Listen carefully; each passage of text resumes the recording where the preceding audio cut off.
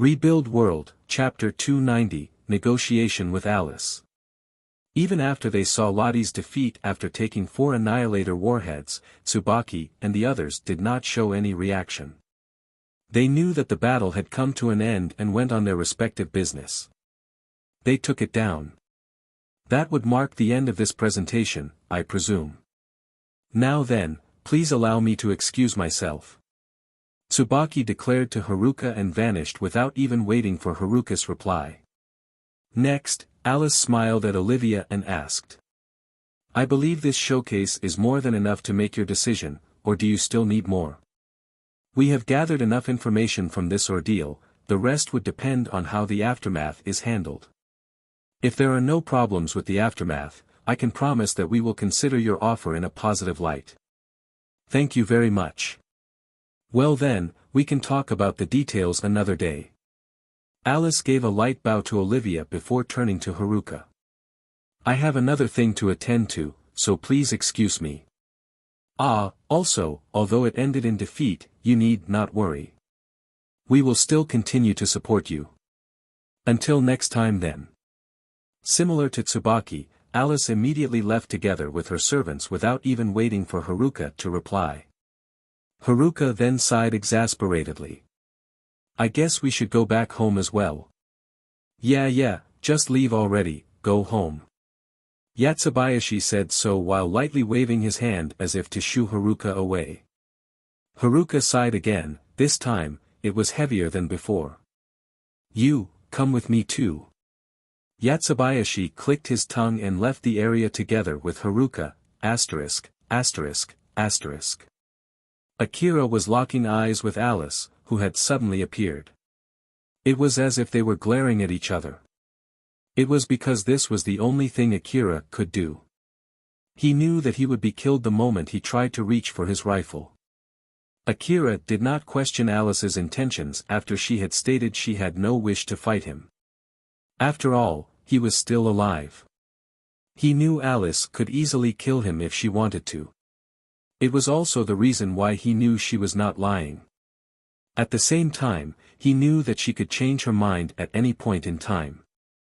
Thus, he tried to approach this problem peacefully this time. So, what do you want to talk about?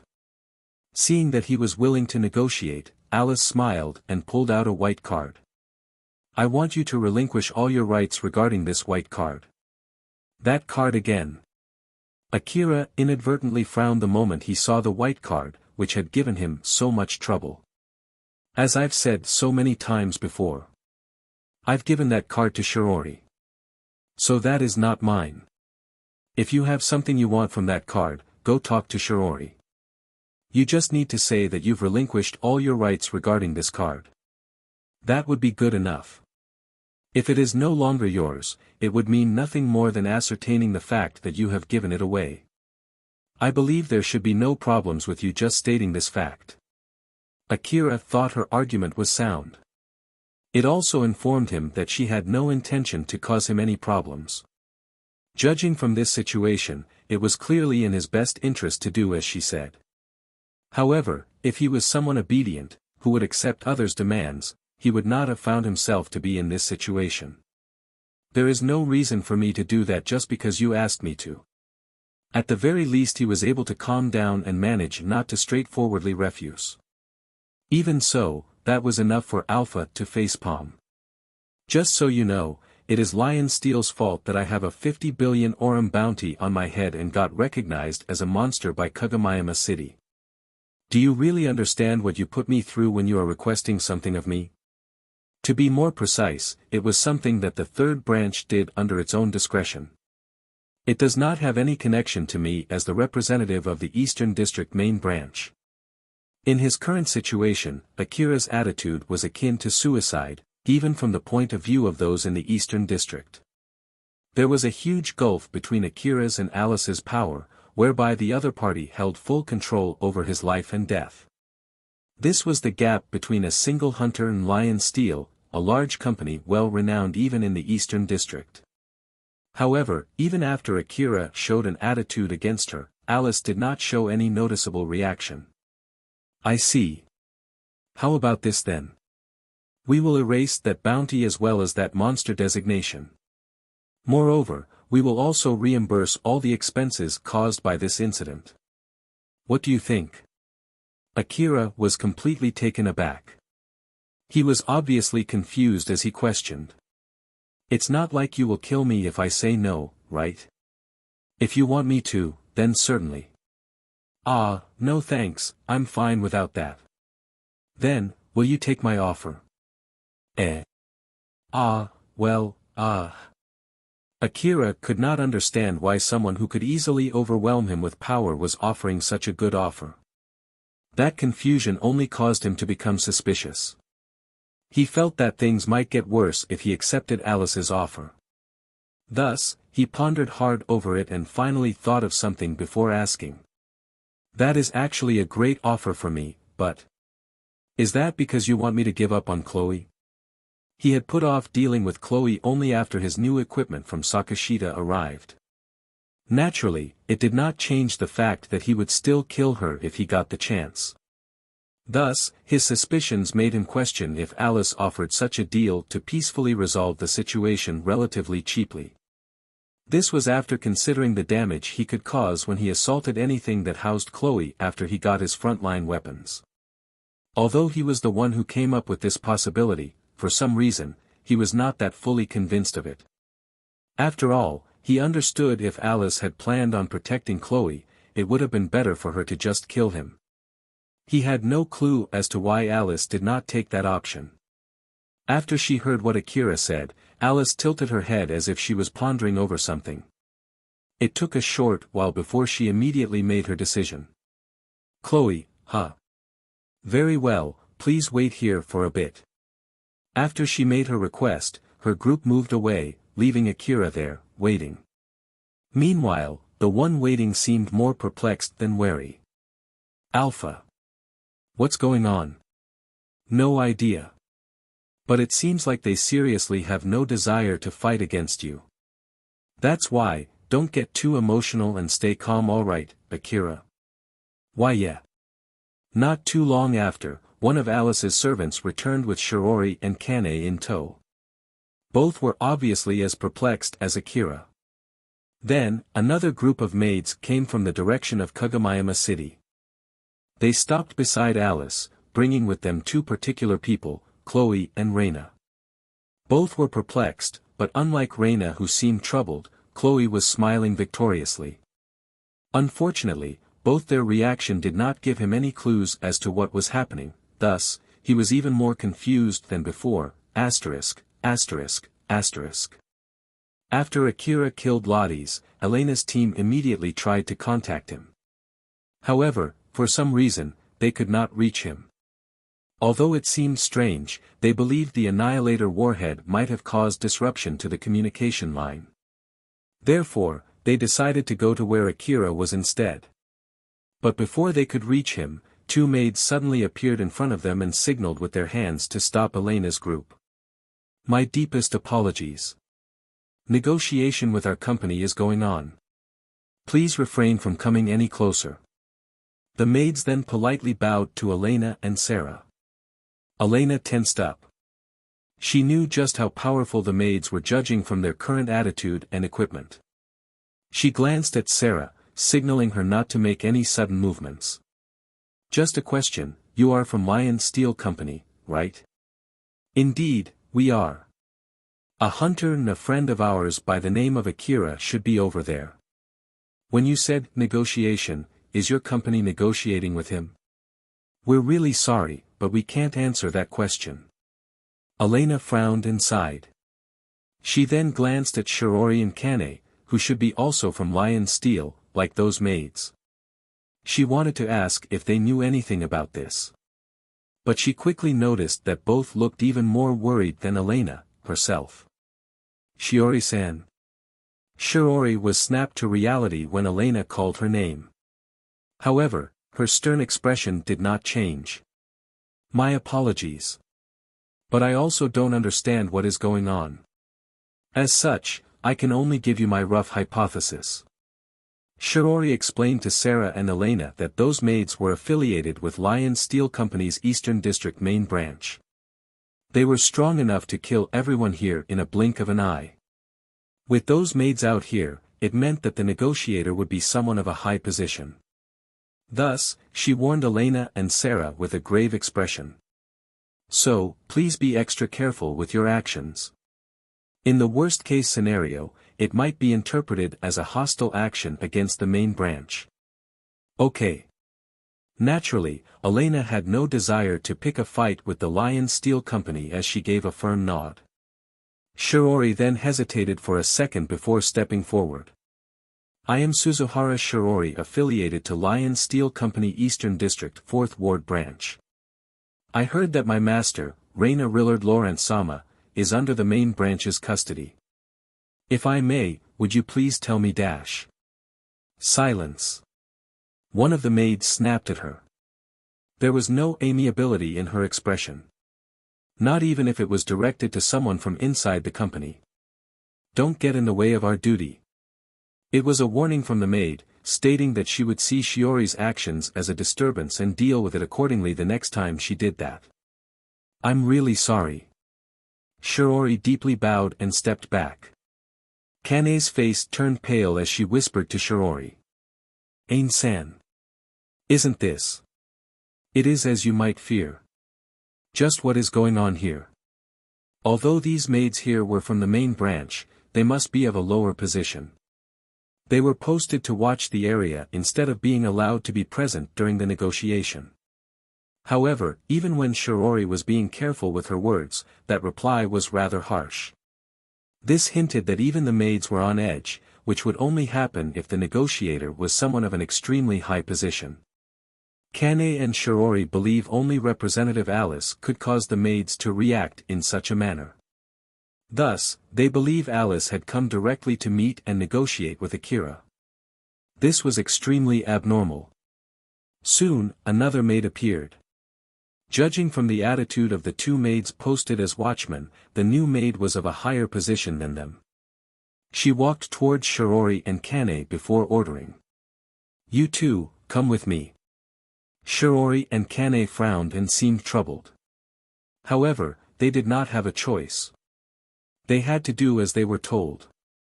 When they reached the premise, they did not expect Alice to be really there, especially with Reina and Chloe. Chloe was surprised to see Akira there too. However, she quickly came to a conclusion when she saw Alice was in the midst of negotiating with him and smiled. I won. She was delighted, believing that she had made the right decision and won her bet. Naturally, she hid her excitement from her expression. Back in Mihazono Ruin, Alice had given Olivia some information regarding the current Lion Steel Company. However, for the old Lion Steel Company, the new Lion Steel Company was a completely separate entity, and any information provided from Alice's side had been deemed to be without credibility. Thus, Olivia decided there was a need for an investigation. All these incidents that were started by the white card were part of Olivia's investigation. It was to show the old Lion Steel Company that the current Lion Steel Company was indeed a large conglomerate, just like Alicia had stated. The bigger the incident got, the better it was to show how powerful and large the current Lion Steel Company was. That was the reason why Alice gave such a vague order to those in the area, to deal with the matter regarding the white card on their own. If she had preferred not to cause any more incidents, she would have given precise instructions.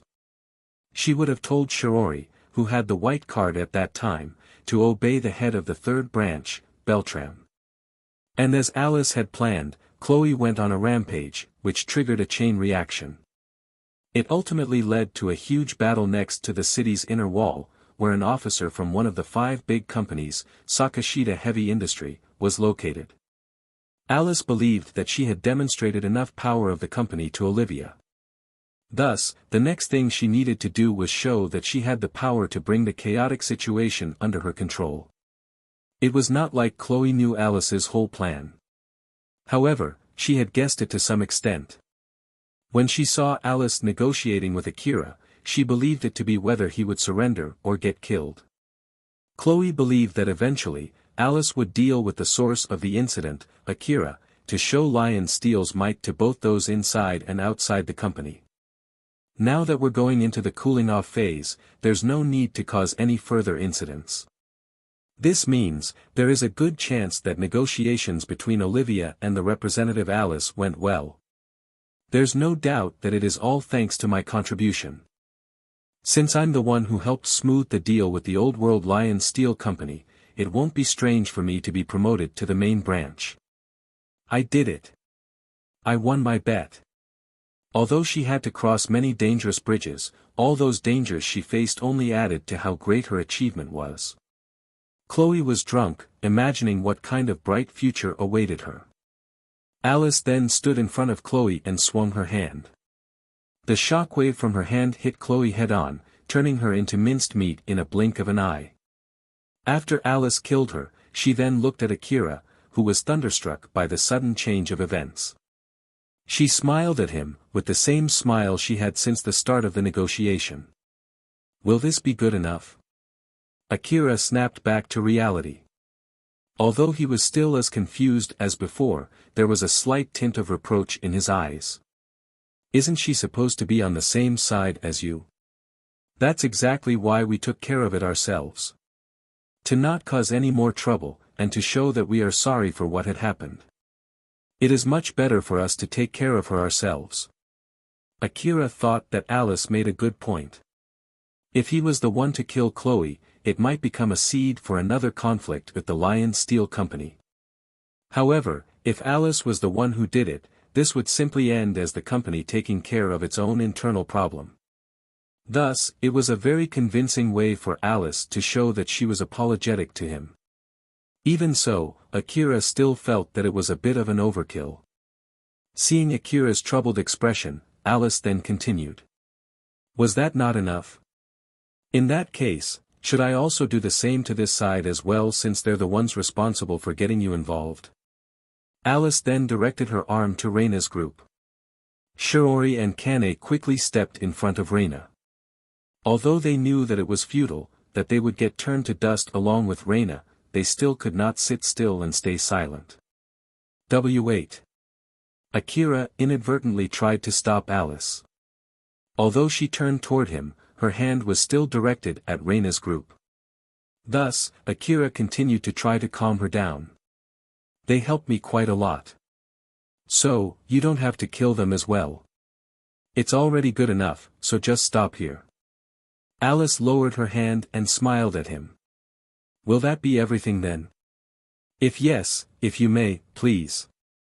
Akira realized that by saying that, Alice had basically successfully steered the conversation. It was as if he had accepted the offer that she had made. But on the other hand, since he was the one who stopped Alice, he felt that it was not right for him to state that he had changed his mind at this point. Therefore, Akira simply gave it up and heaved a huge sigh. I relinquish all my rights regarding that card. Is that good enough? Thank you very much. Now then, please let me excuse myself. I look forward to working with you in the future if the chance presents itself. Alice tucked the white card back and activated her camouflaging device to immediately vanish. The other maids and butlers also did the same afterwards. Although Akira was still able to detect them retreating from the area through his information-gathering device, their signals vanished soon enough. Akira immediately let gravity take control of his body and collapsed to the ground with a thud. Just what in the world was that? And as expected, no one there could answer his question, which came from the depths of his heart. After Alice and her servants left, the isolation of the area was immediately lifted. Not too long after, Elena, Sarah, and Carol appeared in front of Akira. They were so glad to find he was still fine. They did try to ask him what had happened, but Akira was just as confused as they were. Therefore, for now, they decided to return back to Cheryl's base together with Reina's group.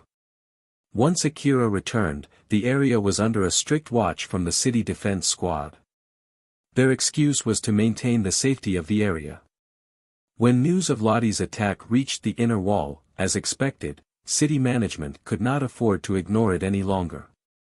Although they did not go as far as to arrest Akira and the others, the group was advised not to go outside of Cheryl's base. After all, their main goal was to maintain neutrality. It would be counter-effective to arrest Akira, though, thanks to their presence, Akira's group need not worry about another attack for the time being. Personally speaking, Akira wanted to bathe. However, Alpha warned him not to. After all, he was too exhausted and would most likely relax too much, enough to drown.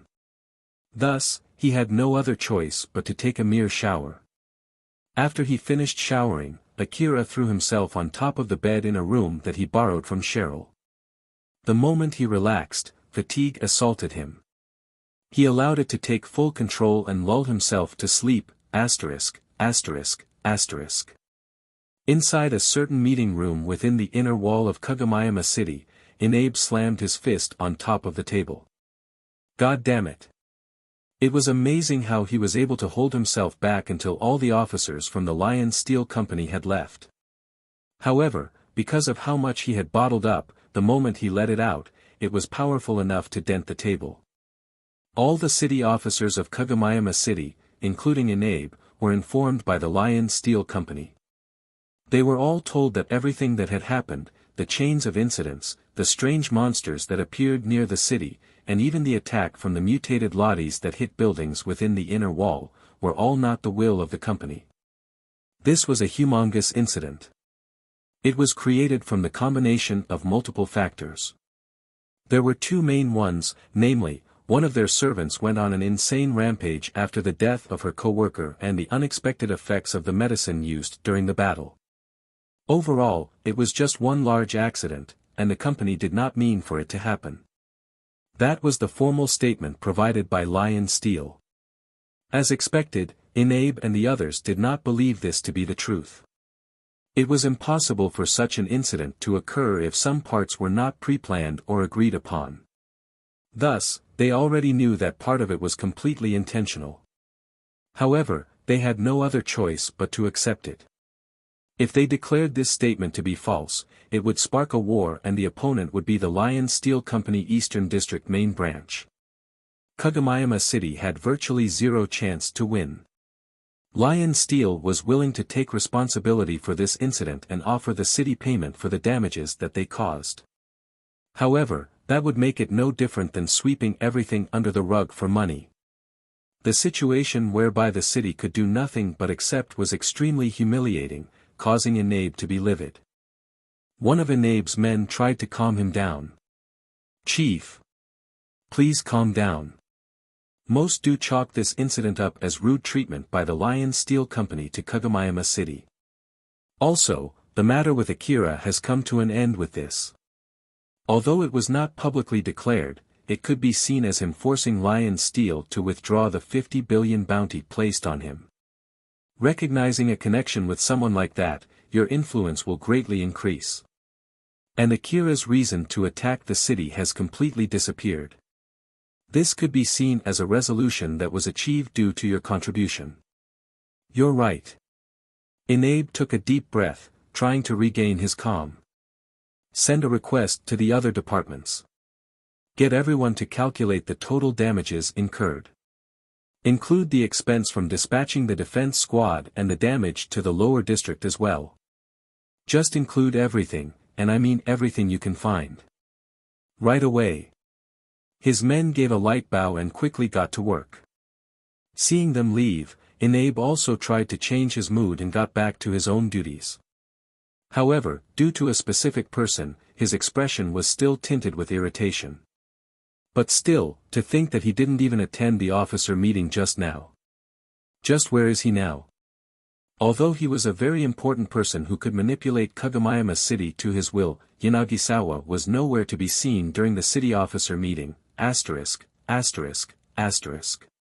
Inside one of a room under the area owned by Sakashita Heavy Industry, located in the upper district of Kagomayama City, Shugadome, who was a high-ranking officer from Sakashita Heavy Industry, was listening to the explanation regarding the recent incident from the branch manager of Lion Steel Company 3rd Ward Branch, Beltram.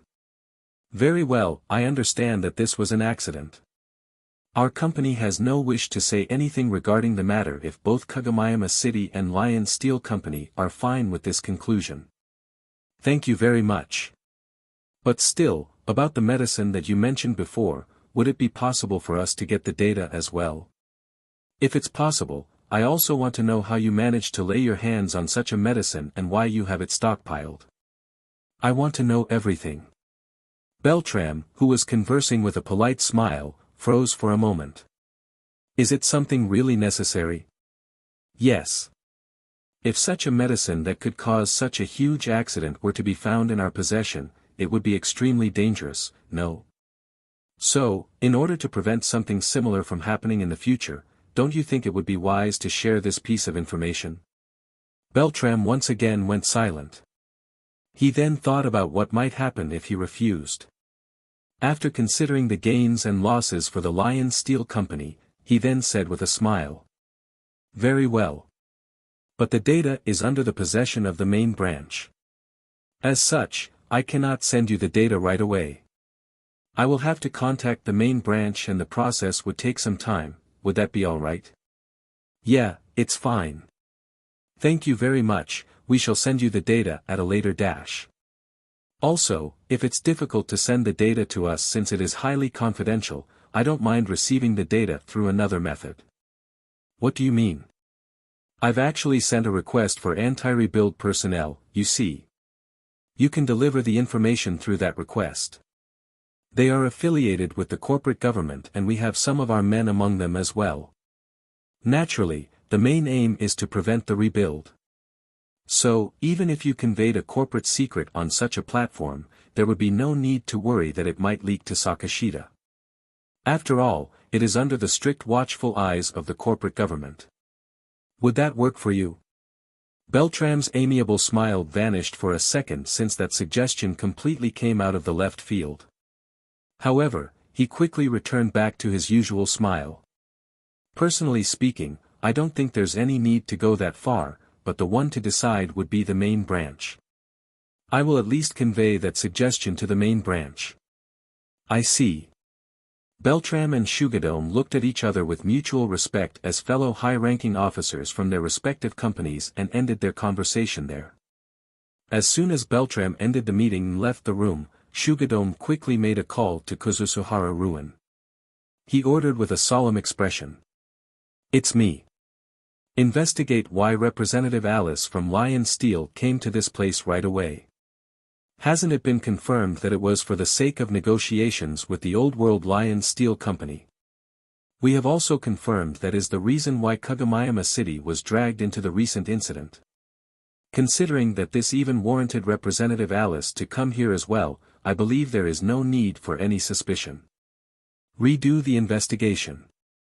There's a good chance they are hiding something behind that seemingly perfect excuse. Very well. If I may ask, what is the basis of this suspicion?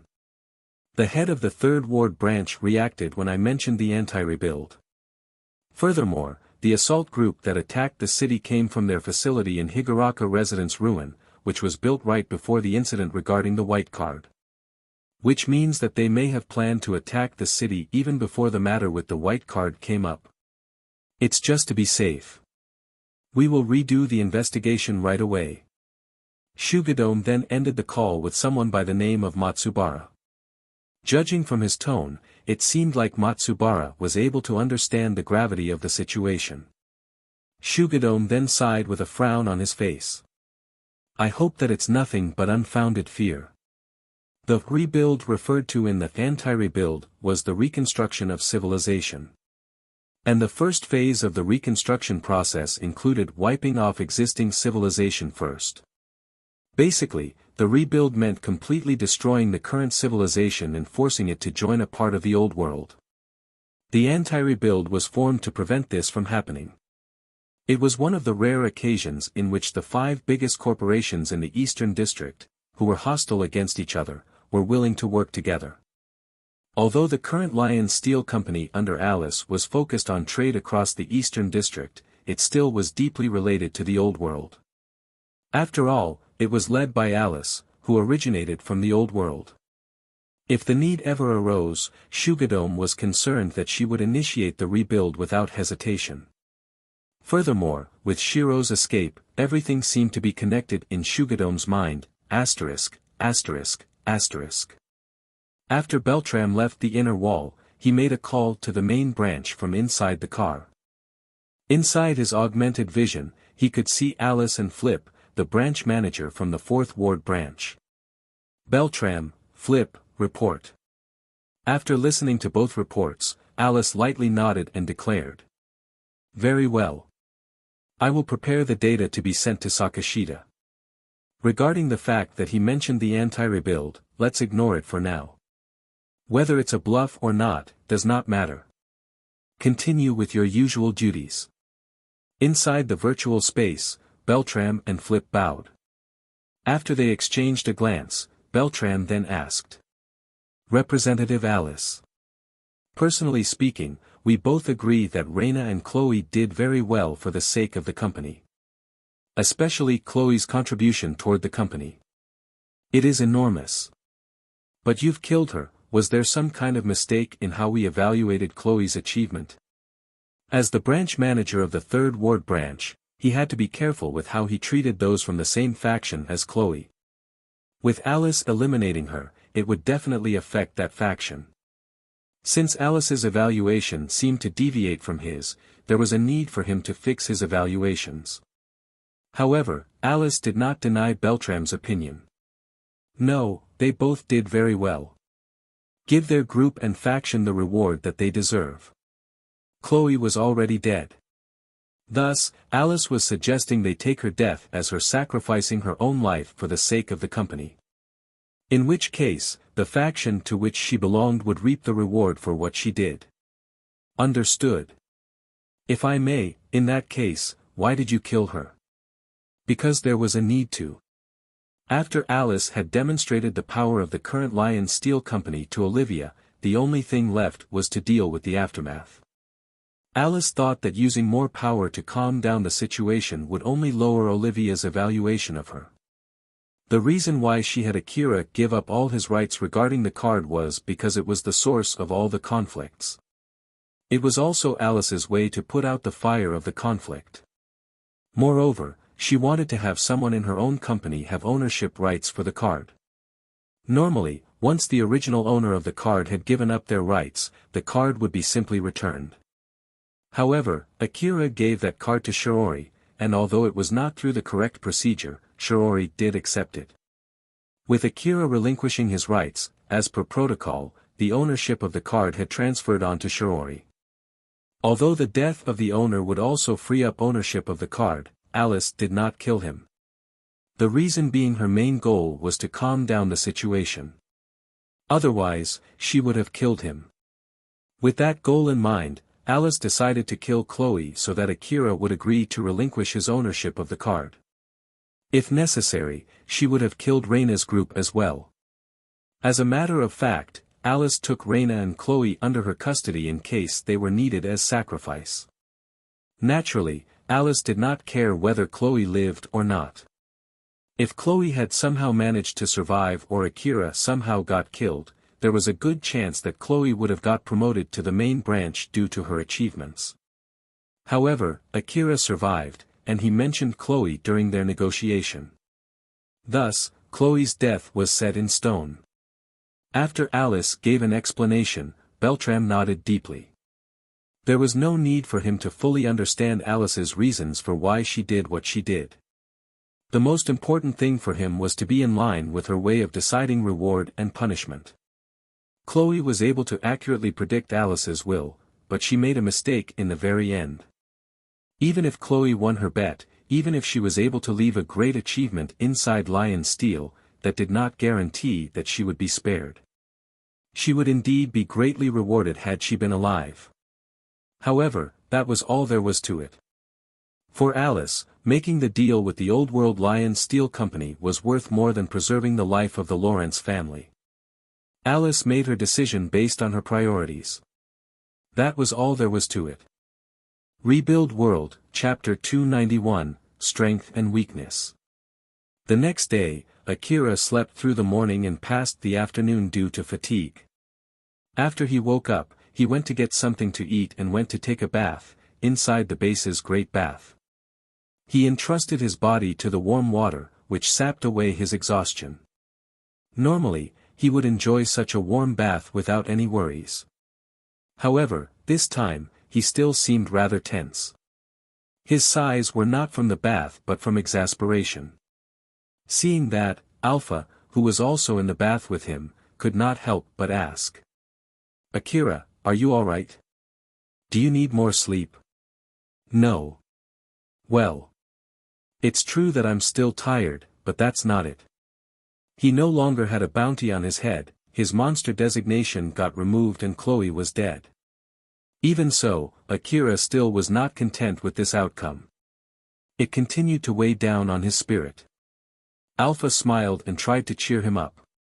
"In that case, let's take the whole day to recuperate. You worked hard yesterday. It can't be helped if you still feel tired after going through all of that." "Yeah." Akira gave a deep nod and tried to brush off that feeling. However, he was not able to do so and slowly returned to his previous state. That was when a call from Shizuka suddenly reached him. Akira picked up the call via telepathy with Alpha. "Akira, it's me. It seems that you've gone through quite a lot recently, but I'm glad that you're fine. Thank you very much and sorry for making you worry, Shizuka-san. You really did make me worry, good grief. Can you imagine how shocked I was when I found out that one of my shop regulars became a bounty target?" Shizuka was speaking in a joking manner, which Akira then tried to lightly laugh off. At the very least, he was able to make a chuckle, albeit an awkward one. About that, because of this, I will soon go purchase ammo and medicine from Shizuka-san's shop, so please let this slide." "Good grief, it can't be helped then." They then continued to chat about how they were doing lately in a buoyant mood. The flow of the conversation naturally cheered Akira up. Right around the point where he sounded a little springier, Shizuka's tone changed to a scolding one. "Akira, this might be nothing but my imagination, so just ignore it if you think that it's just my misunderstanding." Okay. Akira was taken aback by this sudden change but gave a firm reply. Shizuka continued slowly and clearly. "I'm sure you've gone through a lot lately and I'm sure you'll have to face a lot of things in the future. If it's something that you are going to do for your own sake, please do so without holding back. You've simply become someone with the capability to do that." Akira was expecting Shizuka to be scolding him because of what had happened. Thus, he was surprised by those unexpected words. Shizuka then continued by putting more emphasis on her words. "But, if by any chance you do it for our sake, you should stop. Please don't make us the reason for you to use force." Akira had gone through multiple rampages in the past. Most of the time, it was because of revenge or self-defense. He reacted extremely violently when triggered, he was like a landmine, completely docile in other circumstances. However, he was slowly changing. Previously he only recognized those around him as either hostile or not hostile. Now, he started to recognize others as friends and allies. It was indeed a good thing, but at the same time, it also gave Akira more trigger points. If it was for the sake of self-defense, Akira would stop once he was able to protect himself from the enemies. However, if it was for the sake of revenge, the aim was to kill, not to protect. To annihilate his enemies, in such a scenario, it was possible for Akira to never stop. His retribution could grow larger due to hatred, fear, or regret. He might even start to hunt anyone with the slightest relation to his target down to the very last person. There was no doubt that Akira would meet his end eventually if he went down this path. However, how many people would he drag down to hell before that happened?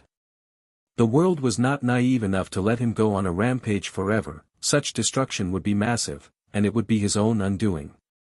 With that worry in mind, Shizuka conveyed her warning clearly to him. She firmly wanted to prevent Akira from going down this path. The first and foremost way to prevent him from doing so was to draw the line of avenging those important to him. It's just something I think we all share the same sentiments on. It's not like I'm telling you to not care about us. We are happy that you think of us. But I want you to stay calm, think things through, and consult with others more.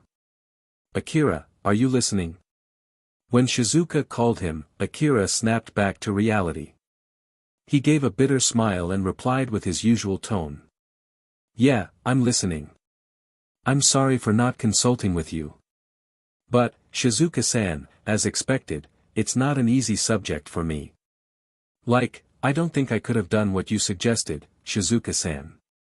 I had become a bounty target, wouldn't it be difficult to ask for advice at that point? You have a point. I don't know what to say if you put it like that. Right? As I thought, that's why I did that. Akira then continued talking casually with Shizuka. As they conversed, he could feel the weight in his heart slowly being lifted. The source of that feeling was his inability to process the feeling of helplessness. Although it all started when Chloe threatened him, the two main reasons why he did not back down were because Chloe looked down on him and that she threatened those he had identified as his friends. Akira then tried to solve both issues with his own power. He decided to do so because he thought he had the power to accomplish it. He had to admit there was a level of pride and ignorance mixed in this decision of his. However, in the end, Akira basically failed to accomplish both. Although it had come to an end, Alice could have easily killed him and left the other side alive. And Chloe was killed by Alice, which was more than likely out of Alice's whim. In the end, his actions and wishes did not have anything to do with the outcome. Akira had already thought that he was no longer his old self. That he had grown stronger. To prove that to himself and to others, he used violence fueled by his strong emotions. However, his opponent did not even see him as someone worthy of being considered an enemy. Even the target of his violence got taken before he could swing his fist. This gave Akira the feeling of helplessness. Even so, the fist that he had raised was still up. In the worst-case scenario, he might go and look for another reason to bring that hammer down. Akira then realized something. After listening to Shizuka, he was about to distort his originally pure intentions. The fist that he had raised was originally done so to protect his friends. Now, he had almost ended up using his friends as an excuse to use his raised fist. Now that he had realized it, stopping himself was easy. It also helped him accept the fact that he was indeed still weak. To put it in another way, it gave Akira the strength to admit that he was still weak. So well, with that, I ended up using quite a lot of my ammunition. I have to resupply soon, so, I'm sorry, but is it okay if I place my order now? Sure, but as expected, I can't get you any annihilator warheads. So please don't expect me to have those. I know. Now that I think about it, I wonder how did Katsuragi get those? There are these kinds of amazing merchants out there, huh? I have to work hard to make sure my regulars don't run off to them. Don't worry about it. I will be visiting your shop sometime soon, so I'll be in your care. Alright, I'll be looking forward to it. See you. Shizuka then closed the call. Akira stretched out his body and smiled. It was as if he had accomplished a huge task. He was finally able to put a lid on the previous incident. Alright then. I guess I should get out soon. But Alpha sighed and looked exasperatedly at him. What? You always listen to everything Shizuka has to say. In all honesty, after watching how you're so obedient to her every word, I would prefer it if you did the same to me as well, you know. Akira looked away from Alpha's gaze and laughed awkwardly, asterisk, asterisk, asterisk. Although no one knew the full details of what had happened, in the end, Akira won, and his bounty was taken down.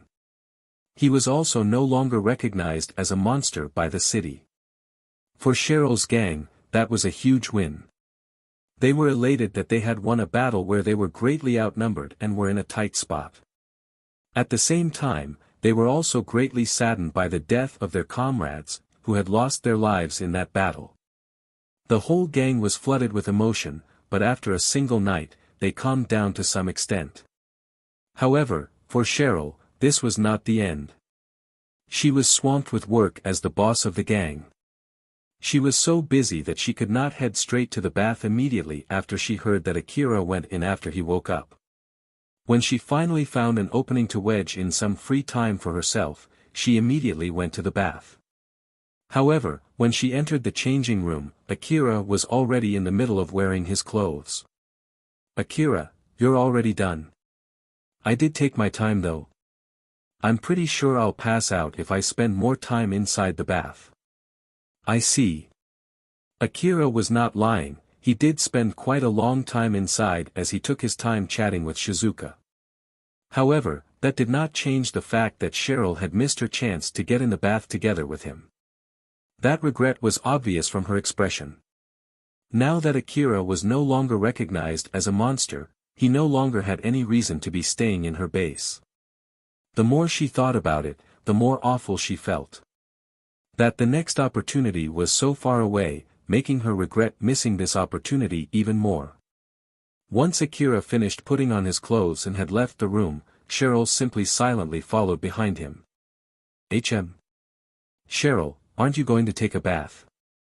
"I wanted to get in with you, but since you've done, I'll take one later." "I see." They had gone together multiple times before. It was definitely bold of her to do so, and she almost said something bold in response to his question. That every chance to get into the bath together with you is a precious occasion. However, she did not end up saying it. She just sighed as per usual at how nonchalant he was. "Akira, do you like older girls?" "It's not like I have any particular preference, but..." "That was out of the blue, where did that come from?"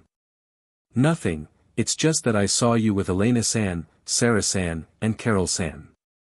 I just thought that you have quite a lot of mature women as your close friends. Isn't that simply because there are a lot of adults among hunters?" "Yeah. That must be it." "Yeah." Even if she acted a bit jealous, as she had expected, Akira's reaction was as dry as ever. Cheryl could not help but sigh again. "Akira, I just remembered. Shojima said he wants to meet you face to face. What do you plan to do?" Akira tilted his head. It seemed like he had completely forgotten who Shojima was. Thus, Cheryl had to remind him that he was the boss of a gang. Thanks to that, it refreshed his memory. "Ah, that guy, huh? If it's about the gang, tell him to discuss that with you." "About that, he said that it has nothing to do with gang business. When I asked him what he wanted to talk about, he said that he can't tell anyone else other than you. So, I have him waiting in the guest room. Should I just send him off?" At one point in the past, Cheryl was just the boss of a small gang in the slums. Meanwhile, Shojima was the boss of a medium-sized gang. At that time, Cheryl was in a lower position in terms of power. However, that power hierarchy had been completely overturned. Furthermore, with Akira emerging victorious from the recent battle, it only served to widen the power gap between the two gangs. Even so, the two gangs have gotten along for a long time. Therefore, Cheryl was not willing to shoo Shojima away or used force to make him state his business with Akira. Furthermore, since he mentioned it had something to do with Akira, she had to act with more precaution. Cheryl told him to wait in the guest room, and that there was no guarantee that Akira would meet him. "Well, if he's already here, might as well meet him before I leave." Akira was in a good mood after talking with Shizuka. Therefore, he just simply thought that it would not hurt to see Shojima for a bit. When Alicia told Shojima, who was waiting in the guest room, that Akira would meet him soon, Shojima inadvertently frowned. "And he's seriously going to meet me? You could just say that someone like me isn't worth your time, you know. Why the heck are you earnestly coming to meet me?" Although he was the one who asked to see Akira, he was hoping to get rejected. The reason why he chose to come here today was because he thought there was a good chance Akira would refuse to meet him. However, despite his wishes, not too long after, Akira came into the room together with Cheryl. To add salt to the wound, Akira was planning to head back home as soon as Shojima's business with him was done. In other words, Akira was carrying all his equipment.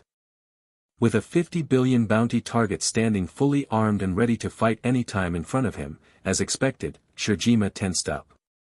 Thinking that it was counter-effective to be overly cautious and scared, he tried his best to give off the same aura as back when Akira was just a small, unknown hunter and he was a boss of a medium-sized slum gang.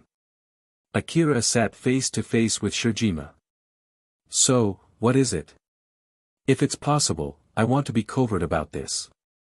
Shirjima said so and glanced at Cheryl. However, Cheryl did not show any reaction to his glance. "Tell me why you are here first. If it's about gang business, I will leave it to Cheryl and go back home. It's about the 3rd Ward branch of the Lion Steel Company, are you okay with her listening?" As Shirjima expected, Cheryl's face turned dire. This was why he had refused to explain why he was there to her beforehand. In the worst-case scenario, he might get killed the moment he tried to explain. Akira thought for a bit before turning to Cheryl. "It's up to you, I don't mind either way.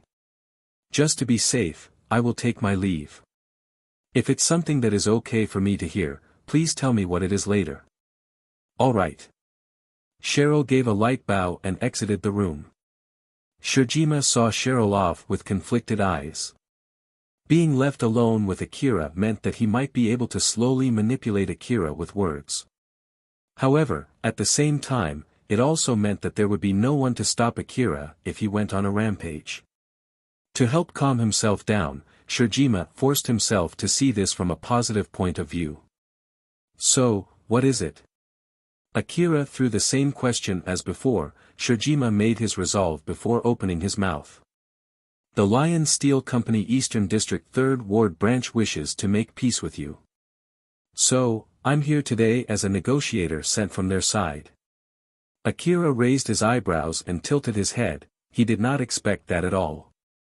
However, Shirjima could not help but see that as him being irritated. From Shijima's point of view, it was only natural because he had mentioned Lion Steel 3rd Ward branch in front of Akira. He tried his best to put a lid on his welling anxiety. The conflict between Akira and Lion Steel had met its end. However, to be more precise, it was forced to end in peace due to the intervention from the main branch. At the moment, although they were not fighting against each other, those from the 3rd branch still saw Akira as hostile. The manager of the 3rd Ward branch, Beltram, thought that there was no need to prolong this conflict any further. At the very least, as long as there was no order from the main branch to continue the fight, Beltram had no wish to continue the 3rd branch's conflict with Akira. However, it would be naive to assume that Akira also had the same opinion. From the point of view of common sense in the Eastern District, picking a fight against the Lawrence family was simply unthinkable. Although they were certain that Akira would not do something as pointless as attacking the main branch, they feared he would have no problem causing a battle of the same size as before if it was against a branch. Furthermore, Akira was scheduled to get frontline equipment from Sakashita Heavy Industry sometime soon. He might avoid engagements at the moment, but there was a good chance that he would try to attack the Lion Steel branch once he got his powerful equipment. Naturally, if it ever came to that, unlike last time, Beltram would use the full might of the 3rd branch to fight back. Compared to the incident with Chloe, it would be a force that was incomparable in size, which would have no problems eradicating Akira. However, considering the expenses needed to create, deploy, and manage such a force, Beltram wanted to avoid this even if it meant that he had to be the one who directly worked on it. To do that, the 3rd Ward branch needed to negotiate a peace treaty with Akira. However, the 3rd Ward branch still needed to keep its prestige and still act as a large company. Thus, they could not simply declare that they had backed off because of a hunter. If they did that, other companies would look down on them and it might become a trigger for more conflicts. Thus, considering both ends, the money and manpower needed to fight against Akira and to prevent other hostile companies from acting up, they needed to make it look as if Akira was the one who sued for peace. Naturally, Beltram knew that this was an extremely difficult feat to pull off. If Akira was someone who would listen to others' demands without trying to fight back, he would not have fought against Chloe. However, even so, they still could not afford to continue this fight. They had to negotiate for peace. Thus, Lion Steel used its resources to look for someone who could act in their stead. They came up with one person. Someone who started with a hostile relationship with Akira, and just like Chloe, went as far as to threaten Akira's friends, but somehow managed to find peace with Akira by paying a huge sum to him. It was extremely easy for Lion Steel to scare Shojima into doing their bidding. Shojima continued the difficult negotiation, which placed his own life in danger. If he was able to handle things peacefully, Lion Steel would owe him a favor. However, if he failed, only death awaited him. The only difference would be whether it would be Akira killing him now or Lion Steel killing him later. With that in mind, Shojima desperately continued to negotiate. So, the Third Ward branch wants to make peace with you, but they want you to pay a small sum to them. Wait, calm down, listen to everything I have to say first, okay? Akira's expression only showed bewilderment and doubt. However, Shojima could not help but perceive his expressions as him being on the verge of exploding. Naturally, that would be horrendous considering Akira had the firepower to literally blow up the whole slums. Therefore, Shojima was desperately trying to convince Akira while preventing him from exploding. So then, about the money, they asked for 300 orum. On top of the unexpected subject, Shojima worded out an unexpected number. As expected, it only got Akira to feel even more confused and unsure of how to react. 300. Like, 300 million orum. Or 300 billion. No, it is just 300 orum. After Shojima repeated, he put 3 100 orum coins on top of the table as if to establish what he said further. This much. As Akira's expression slowly turned into pure bewilderment, Shojima thought that he was close to succeeding and made the push to seal the deal. I know that you don't like being looked down on, so this negotiation is basically the opposite of that. Shojima then said with a livelier expression as if to entice Akira. I know people say there is nothing more expensive than free stuff, but that is a huge lie. As expected, free stuff is cheaper than having to pay. You see, there is something cheaper than free.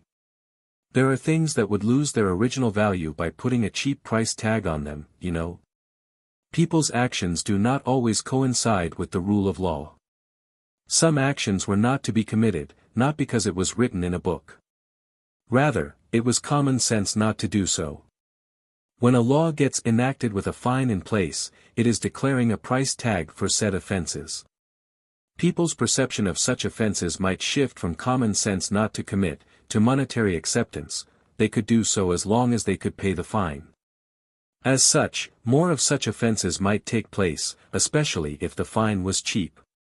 Even after all you've done against the Lion Steel Company, you can get out scot-free only by paying 300 orum. Don't you think it's an excellent offer to mock them? You will also be able to have a peace treaty with them, you know. Isn't it just perfect? Shojima believed that no one was insane enough to refuse such an offer. Even though he offered with a lively attitude, he was trying his best to hide his desperation. Shojima knew his words were nothing but cheap trickery. If Akira were to refuse, he had no other way he could think of to convince him. But still. Seeing Akira mumble, Shojima's voice started to tremble. Is there something that you don't like? Not really. It's just, let's leave me aside for now. Do you think they will be okay with me mocking them like this? Don't they need to convince their men for this deal? I see, about that. Don't worry. In the end, this offer is just for the company to keep up appearances. If you accept, they can make a public statement, stating that you paid a sum of money to form a peace deal. They will definitely not state the exact amount of money that you paid. Those who don't know the details would naturally assume that you have paid a huge sum. Is that so? Is that how things work? Yeah, it is as simple as that. But well, as expected, they wouldn't want you to go around leaking the amount you've paid. I'm sure they'll bring that up later. To keep it a secret. But that would be a different negotiation at a different time. The only thing that they ask me to do is this. So, what do you think? Akira hummed for a bit before finally nodding. Alright, should I just transfer the money? Because of what had happened, it has become extremely difficult for me to carry around this small of an amount. I did live out in the wasteland for quite some time after all. Wait, in the first place, where should I transfer the money to? Shojima immediately pointed at the 300 orum on top of the table and offered it to Akira. He wanted to strike before Akira could change his mind. I'll give this to you, so you can pay it right here, right now. Akira's expression immediately turned serious as he shook his head. No, if I'm going to pay, I will do it properly. Shojima sighed deep inside his heart after watching Akira's problematic side come up. However, to not sour his mood, Shojima decided to let Akira do as he pleased. He took out his information terminal and told Akira where to transfer the money. Transfer it to this address, you don't mind if it's my account, right? Since I'm the negotiator from their side this time. It's fine. Akira took out his own information terminal and completed the transfer. Once he received notification that the transfer went through, a peace treaty between Akira and Lion Steel 3rd Ward Branch was formed. Shojima was tottering as he was leaving Cheryl's base. Fatigue immediately struck him in one go after he had concluded the deal with Akira. The whole time, he felt like he was walking through a minefield. The feeling of elation from being able to get out alive supported his shaking legs as he returned back home. For a negotiator, who had successfully concluded his deal with a highly dangerous opponent, Shojima was extremely gloomy. He knew he had gotten lucky. That he was able to handle it just fine this time. However, if there was a second time, there would be a third, fourth, and so on. Thus, Shojima had no confidence that he would live if he was asked to do something like this again. For now, he decided to not think about it as he heaved a huge sigh and waded through a portion of the slums which had been turned into a mountain of rubble. After Shojima left, Akira gave Cheryl a brief explanation before he left the base to head back home. He informed Cheryl that he had made a peace deal with the 3rd Ward Branch, but did not share that he had to pay 300 orum to do so. Hearing that, Cheryl sighed in relief. Once Akira arrived back home, he put his equipment down and stretched his body. I'm finally back. The feeling of finally being home hit him. He was finally able to relieve the tension he felt, which latched onto him during the days when he was aiming to kill Chloe. The feeling of freedom was overwhelming. Even Alpha was smiling happily as she said. It is indeed great. Since you have made peace with Lion Steel, there's no need to worry about ambushes and you can take a good rest. But still, it was rare for you to be willing to make a compromise like that. It was quite unexpected of you. During his negotiation with Shojima, Akira was asked not to say anything about the amount to outsiders. He easily agreed to this, which took Alpha by surprise. Akira simply gave a soft smile and explained. Well, I don't want any more trouble than this. It might be weird for me to say this after going through everything, but it would be really troublesome to have Lion Steel staring at my back all the time. So, I am least willing to make that much of a compromise. Everything he said were all his honest feelings. However, it was also true that such a conclusion was reached only because of his conversation with Shizuka beforehand.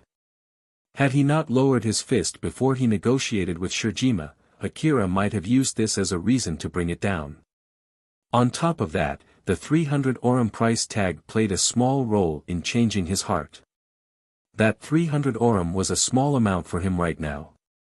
At the same time, it was the same amount he first received after he officially became a hunter. On one hand, it was a small amount of money, but on another, it was the first amount he had earned through risking his life. The mere fact he was able to form a peace treaty with a large company like Lion Steel filled him with mixed emotions. A conflicted feeling of accomplishment. I see.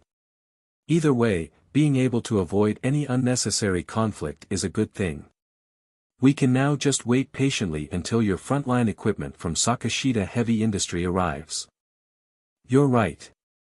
Right at that time, a notice from the Hunter office reached his information terminal. When Akira read through the content, he could not help but knit his eyebrows. Bounty target notice, it says that it's a notice for a new bounty target. Akira told himself that it should not have anything to do with him as he slowly read through the notice. The new bounty target was not Akira. However, he was slightly surprised to see the name written being someone he knew, asterisk, asterisk, asterisk. Yesterday, around the time when the city officers, including Inabe, were receiving an explanation from the Lion Steel Company about what had happened, Yanagisawa was not in the city. He was staying inside a particular room in the Saranthal building back in Mihazono Ruin. If you're done with your investigation, it would be great if you can deliver my agreed-upon payment already. Very well, as I have promised, here is your reward. Seeing Olivia declare with a nod, Yanagisawa was smiling, satisfied. Yanagisawa was helping Olivia in her investigation. Everything from slowing down the Kagomayama city management's reaction to allowing Akira to stay near the city. Naturally, the huge battle that took place was also part of the investigation as well. And as payment, Yanagisawa was to be given a certain piece of information. Yanagisawa, who was smiling happily up until now, suddenly turned solemn. Now then, I want to get information about the people who are working together with those AIs. That would be rejected. Yanagisawa tensed up, his face turned stern. What do you mean? That's not what you had promised.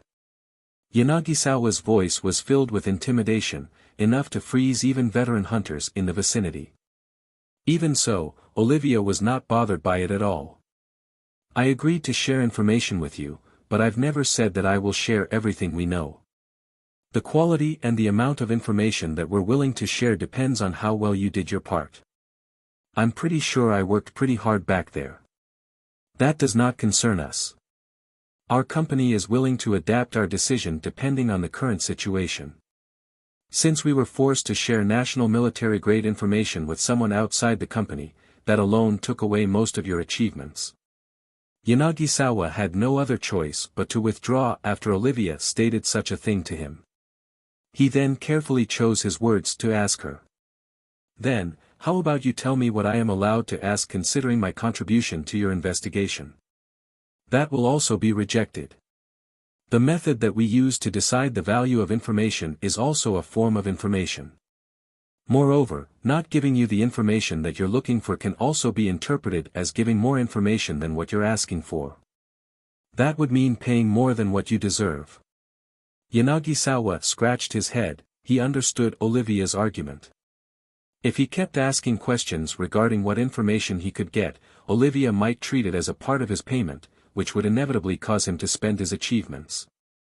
Yanagisawa understood that doing this might lead him to end this rare opportunity without being able to get any valuable information. Then just tell me if those AIs have people working with them around here.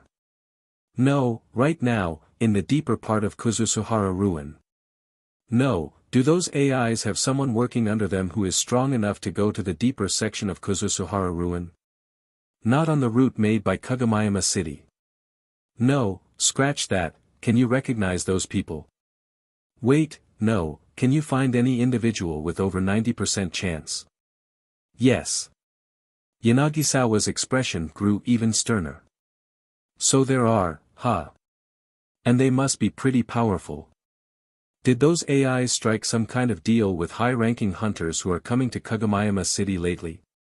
But hunters are not allowed to go too deep into Kuzusuhara Ruin. We made use of it being an area under Tsubaki as an excuse. Did they break through all the restrictions we have set up? Can you tell me their name? No. Yanagisawa could not hide his shock. So, she won't even tell me their name, huh? Does that mean this person is very important to the Old World Lion Steel Company? Is it their patron? Wait, it might be someone from the current Lion Steel Company. Since Olivia's negotiation with Representative Alice went well, they might have made information regarding that person a secret. No, that can't be. If it is connected to the current Lion Steel Company, the number of people working with those AIs would increase significantly. Telling me the names of their important employees would be extremely valuable information. Is that why she refused? Yanagisawa did not know how many more questions he could ask. With that in mind, he carefully chose his next question. In that case, give me the current picture of just one person that satisfies my conditions. You can zoom out as much as you want with that person in the middle. Well, do so till you can show that picture to me. If Olivia refused, then Yanagisawa must have made a fatal mistake in his estimation. However, even if he exhausted all his achievements with this one request, it would give him enough information to readjust his next moves. Yanagisawa concluded as he waited for Olivia's reply. Certainly. Olivia then showed a 3D image in front of Yanagisawa, but the person in that image was not someone that Yanagisawa expected at all. This person. She's from Katsuya's. It was the picture of someone who was in Katsuya's faction, Eri, taking an aim at Akira, asterisk, asterisk, asterisk. There were few from Katsuya's faction who agreed to join Chloe's side. They acquired powerful equipment thanks to the funds provided by Chloe.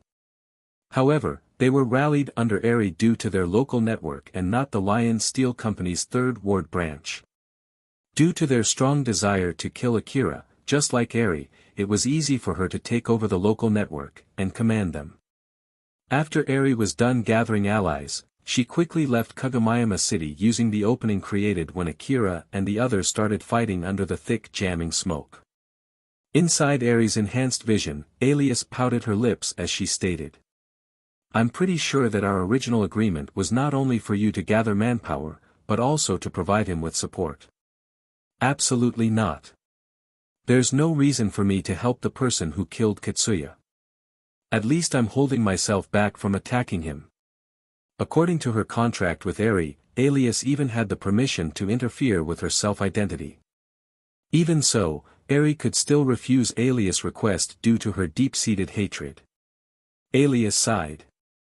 It can't be helped then, but you should do the rest properly as per our contract. I know. Eri had not been turned into Alias' remote terminal even when the latter had the ability to alter Eri's self-perceived identity. Alias knew this had something to do with Eri's deep-seated hatred. Therefore, Alias had to be careful when dealing with matters related to it. For now, since she could not do much about it, she decided to just let it slide, asterisk, asterisk, asterisk. After Shiro returned to his hideout, he quickly proceeded to analyze the data that he gathered in the slums. Not only did the data confirm Tsubaki's and Olivia's presence, but it also held the key to defeat those giants back in the slums. He hurriedly checked the data to see if he could extract any other important information from it.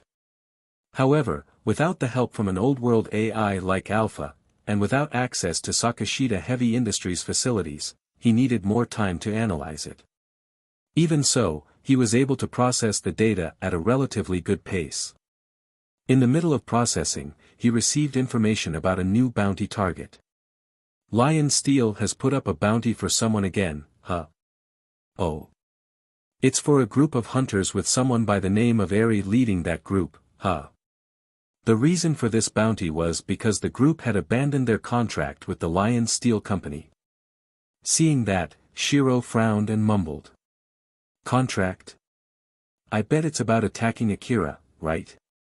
So, those who abandon their accepted request will get a bounty on their head, huh? But I'm pretty sure the Third Ward branch has already made peace with Akira though. It was indeed as Shiro had thought. The Third Ward branch did not put up that bounty due to their own will. It was something that Yanagisawa had requested. There was a time lag between when the bounty was placed and when Yanagisawa discovered Eri from Olivia. Yanagisawa did not want to make any unnecessary waves that might cause those from anti-rebuild to notice him, that was why he waited for some time before putting up the bounty. Well, I bet the bounty was put up because of something different. In reality, Shiro's guess was spot on. Nonetheless, he simply pushed matters related to this bounty aside and continued analyzing the data. Not too long after that, once he was almost done decrypting the data, he suddenly froze in shock. He was able to clearly see an image of the girl next to Tsubaki and Olivia. Haruka. Shiro knew Haruka. Haruka. Why? Are you there? What's going on? Shiro was greatly shaken and confused. The girl in that picture was a friend that he wanted to save. He wanted to save her so much that he was willing to betray Sakashita Heavy Industry. Never would he have imagined her to be somewhere so close, asterisk, asterisk, asterisk. The slums had turned into ruins after the battle. However, renovation and rebuilding were already starting. The heavy construction machines that Enabe sent were working hard to remove the rubble. Among one of the mountains of rubble, no human nor machine was nearby. It looked completely ordinary, like those around it until it suddenly moved. An arm broke out of the rubble, followed by a human scream. It was Levin. A moment later, Babalod also emerged. Both were buried under the rubble in the middle of the battle and just woke up after being knocked unconscious. Thanks to the rubble on top of them, they were spared from the energy wave released by the giants. Babalod lightly scanned the surroundings and sighed. I don't know what's the situation, but at least we are still alive. Yeah, we're alive. We're alive. We're alive. We survived. Levin shouted in delight. His happy voice echoed through the slums. At the very least, until he realized that his debt had just multiplied after his equipment got completely ruined. Rebuild World, Chapter 292, A Summon from Kobayashi. After Akira's conflict with the Lion Steel Company had come to an end, he was no longer recognized as a monster by Kagomayama City. His bounty was also taken down. He finally returned back to the situation where he could wait in peace until his new equipment from Sakashita Heavy Industry arrived. That was when he received a message from Kobayashi, to meet him in a particular restaurant on the first floor of the Kagama building. When Akira arrived, he could see Kobayashi wearing casual clothes sitting at a table. He was waving at him with a wide grin. It seemed like Kobayashi had already ordered food before he had arrived. Man, that was another hell of a fight. I was so disappointed when I noticed that you were not going to tear down the city's wall and bring havoc to those within the inner wall. Still, you did use annihilator warheads, and that swarm of giants that came out of nowhere was also interesting. What can I say? You really never cease to amuse me. Akira looked apathetically at him. Yeah, I'm glad to hear that you're happy. Naturally, Kobayashi completely brushed past Akira's remark and continued. Of course. I always knew you would pull it off. But still, to think that you can do that much damage even before you got your new equipment from Sakashita Heavy Industry. Just what kind of crazy things do you have in mind after they arrive? Nothing. I have no plans on getting caught up in any incident. In contrast to Akira, who had a curt expression, Kobayashi was smiling like a Cheshire cat. It was as if he was saying that it would be impossible for you and that he knew the exact reason why that was the case.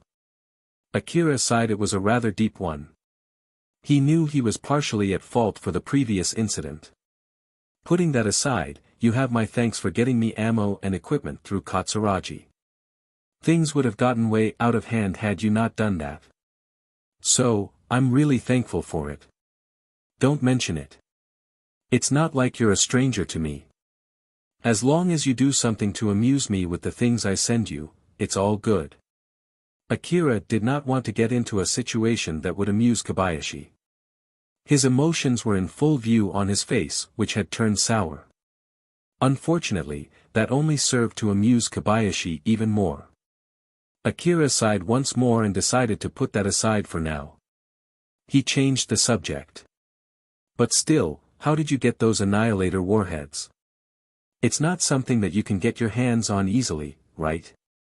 I was still recognized as a monster by the city back then. Normally, no one would think it was acceptable to give me that kind of ammo, no. Oh, about that. I was also surprised. You were. But weren't you the one who provided me with those annihilator warheads? Well, that statement is partially true. To be more precise, it wasn't exactly me.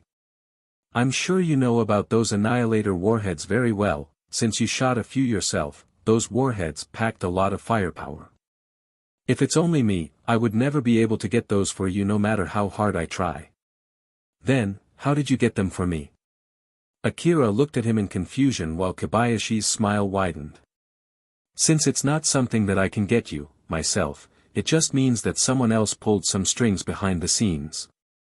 Considering your situation back then, I bet that person wanted you to shoot those warheads at the city's inner wall. I don't know who they are and why they did that, but one thing is for certain, they knew that those warheads would end up in your possession. Well, I bet that's their main goal. So basically, someone got those warheads for me hoping that I would use them to attack the city's inner wall. Akira could not hide his surprise while Kobayashi continued to elaborate on his hypothesis of what might have happened. Well, this is nothing but just my guess. My original plan was to make you wait until equipment from Sakashita Heavy Industry arrived.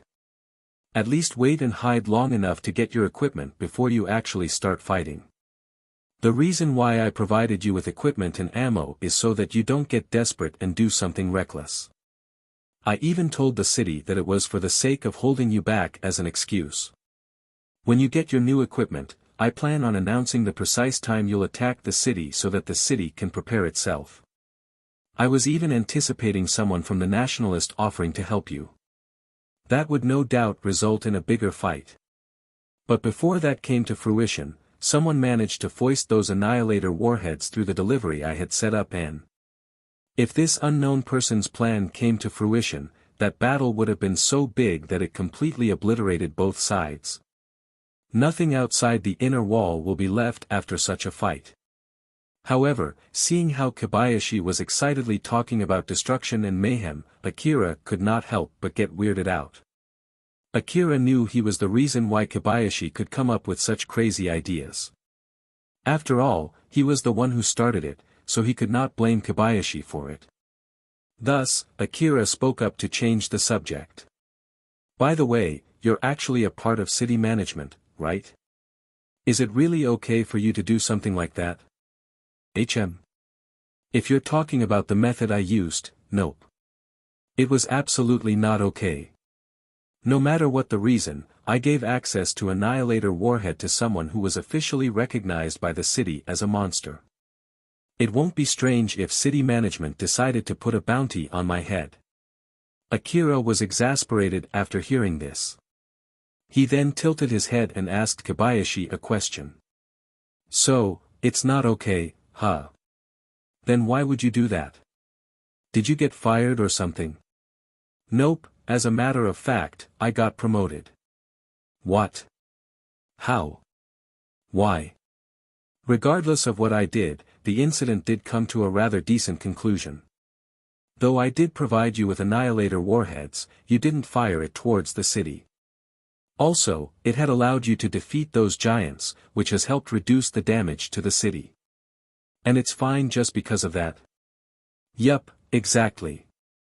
Organization-wise, the process and method I have used would never be in their guidelines. Rather, everyone would be warned of how dangerous my actions were. So, my actions can't exactly be seen in a good light just because the results were great. However, it must be stressed that if I were to go by the book, and the results were deemed a failure, would my actions not be pointless?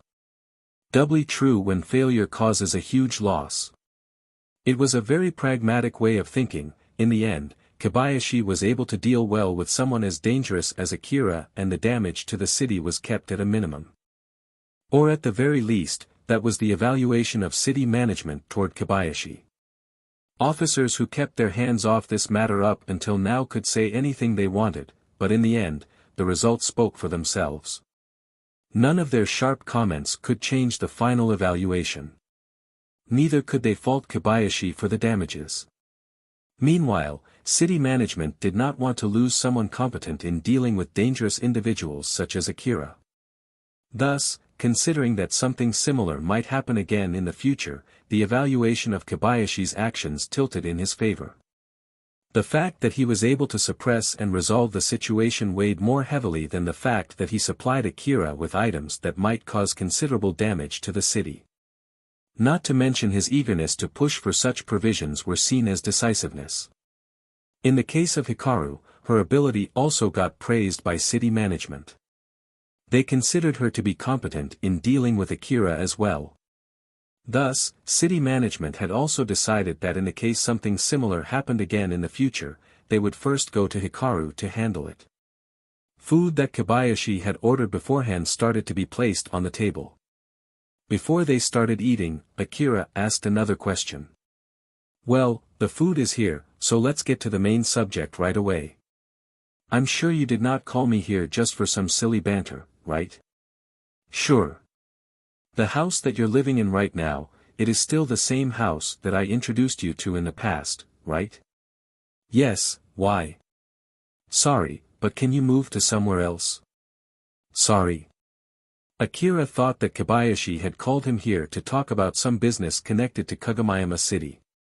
Therefore, this request completely caught him off guard.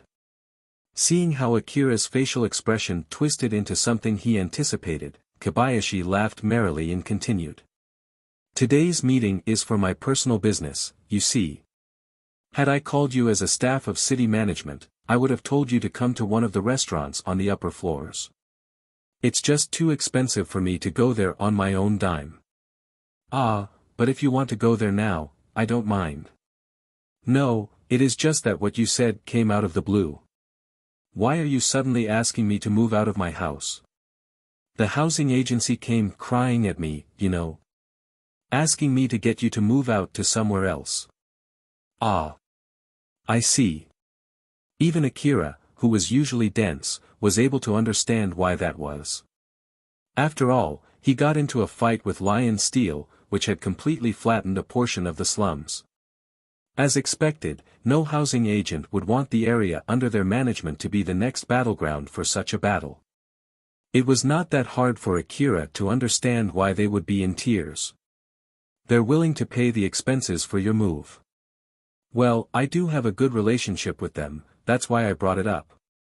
Though it's not like I'm forcing you to move out. It would nonetheless be of great help if you were to move out to somewhere which would not cause any trouble.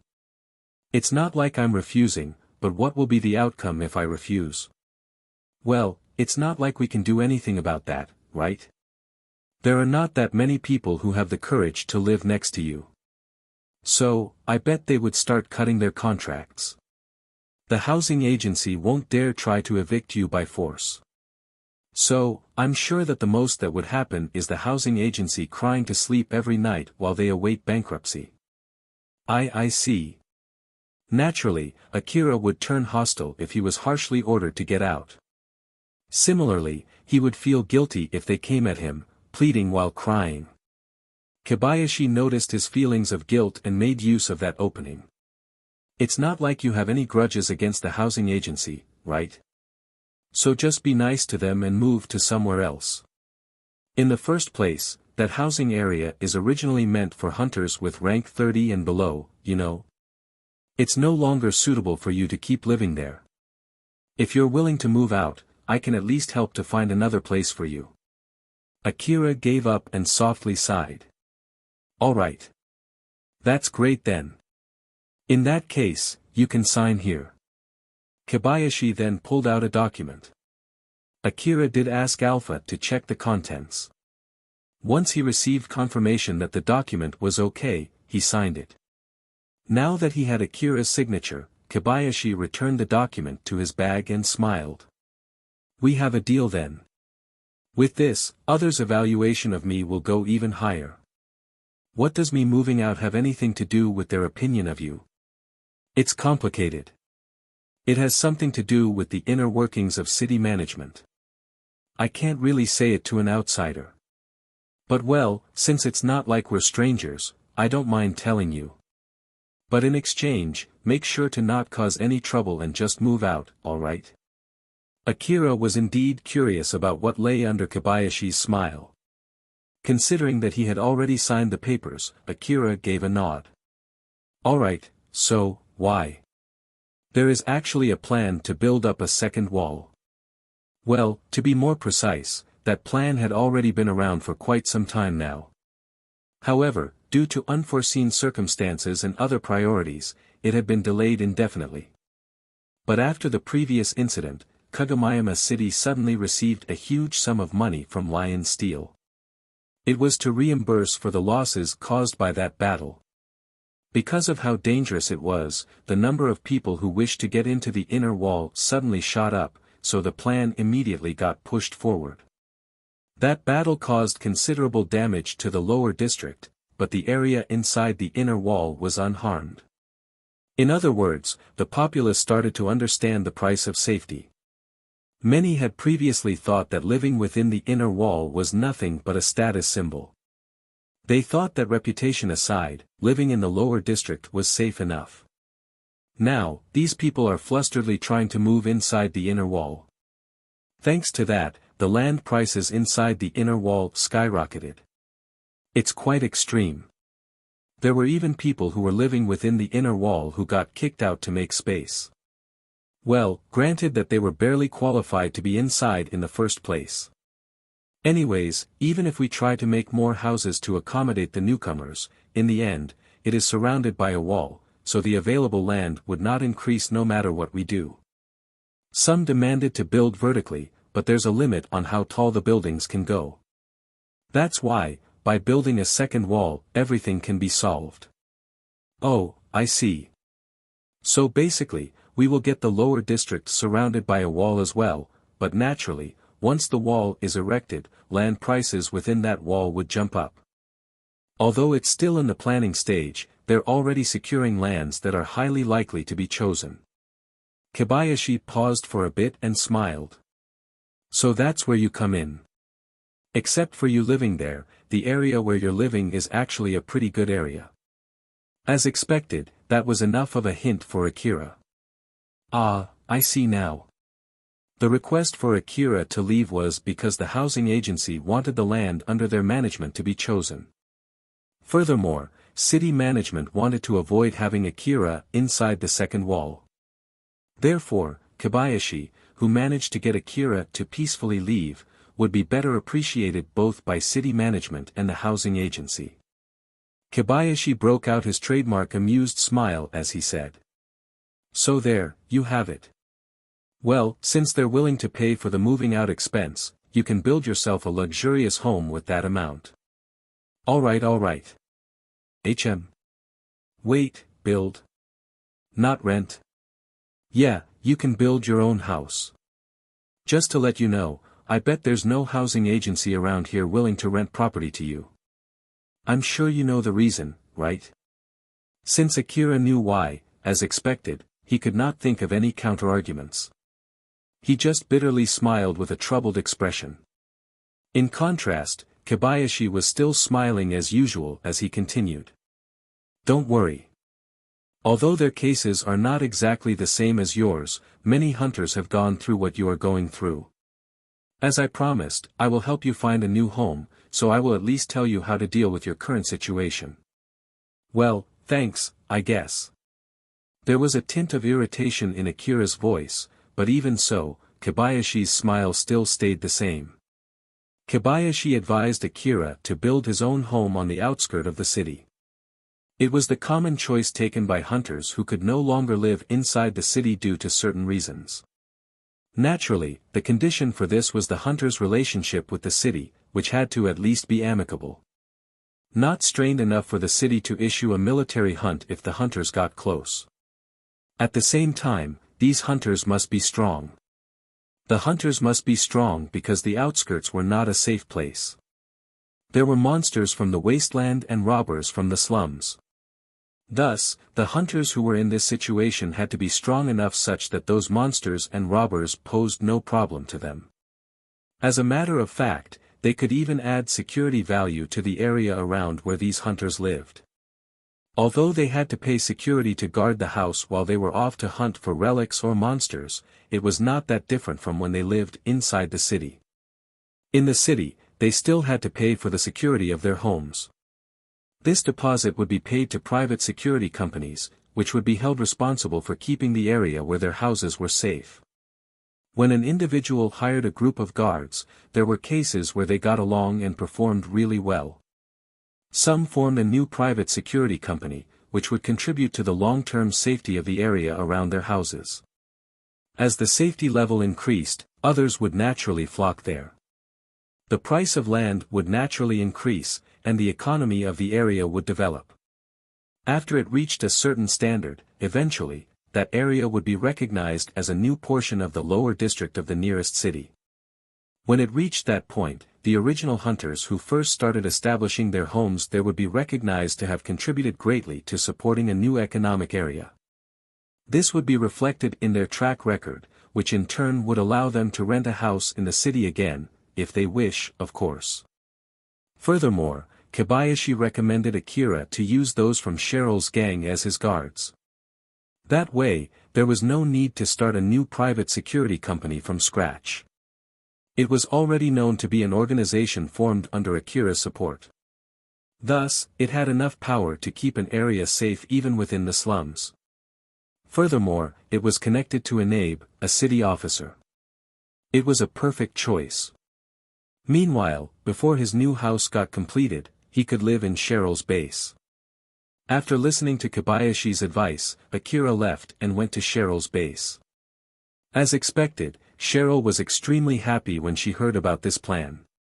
Her smile was dazzlingly bright as she said, "Of course. Just leave it to us. We can take on the guard duty and we're more than happy to have you live inside the base.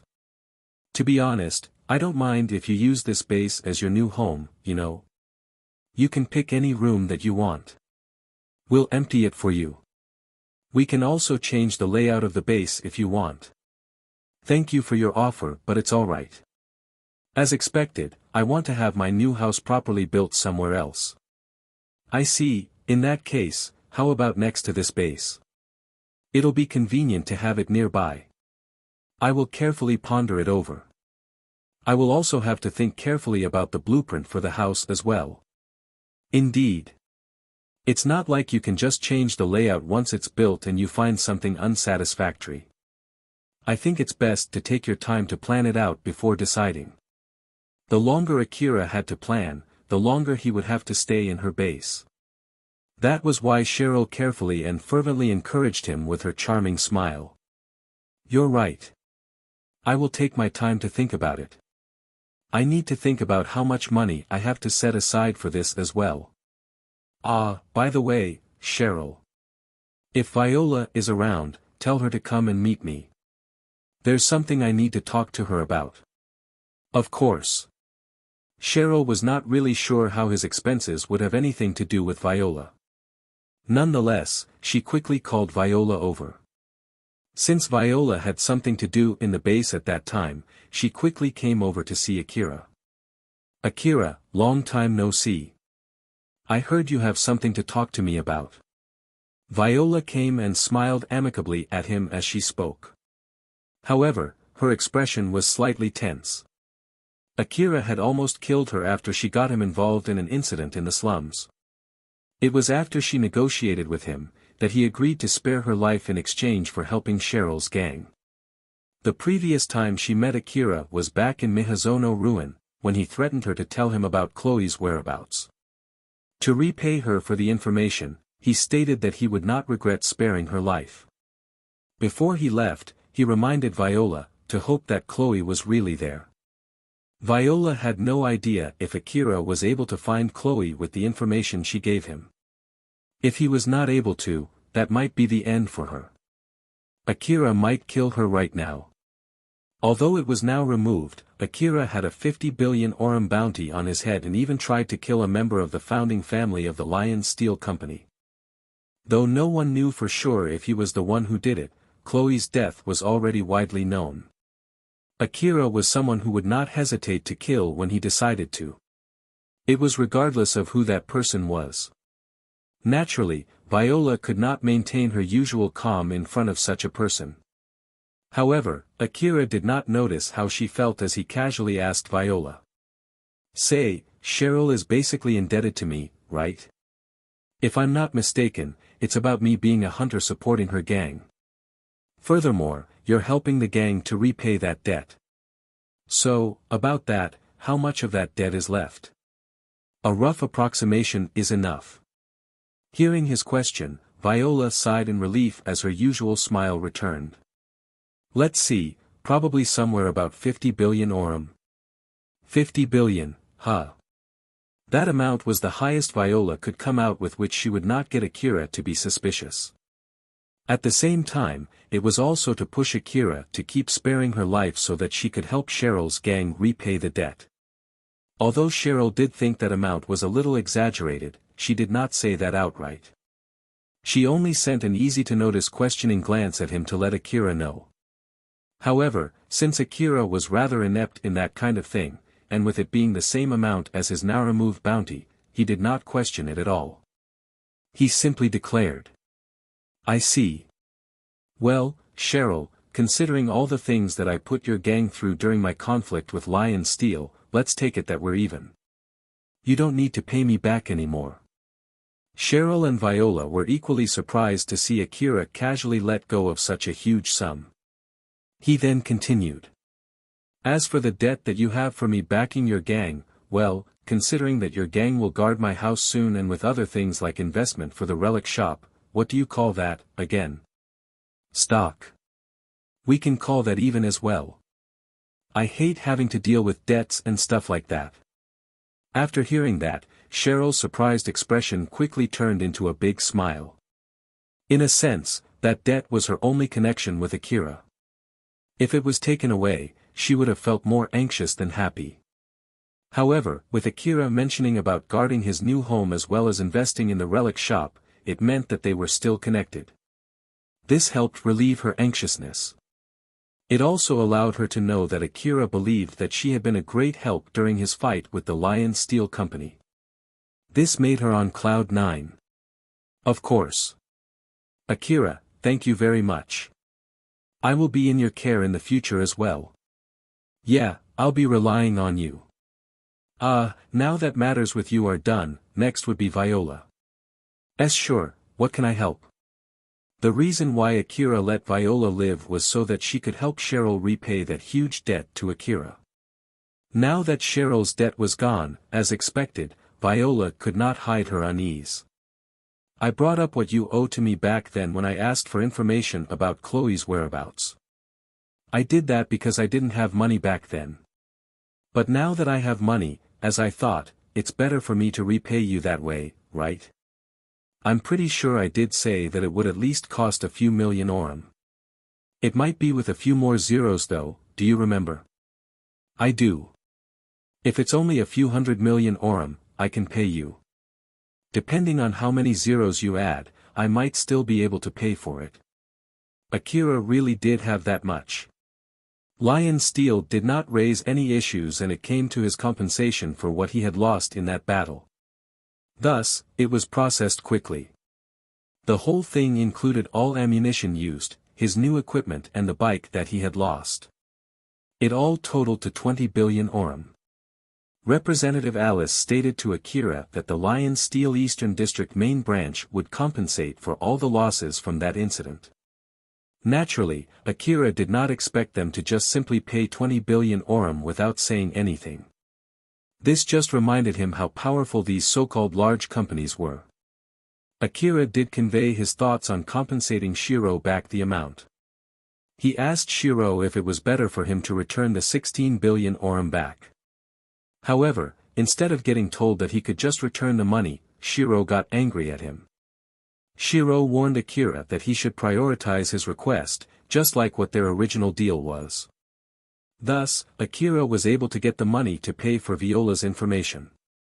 Considering that he had to build his new home, he thought that it was better to pay for the information first. Although his housing options would be limited if he had to pay more than 10 billion orum to Viola, he believed that paying for that information took priority since it was accurate. So then, how much is it? Viola winced back. The fact that Akira brought that up meant that there was a high chance he would actually pay with money. Viola at least knew that much.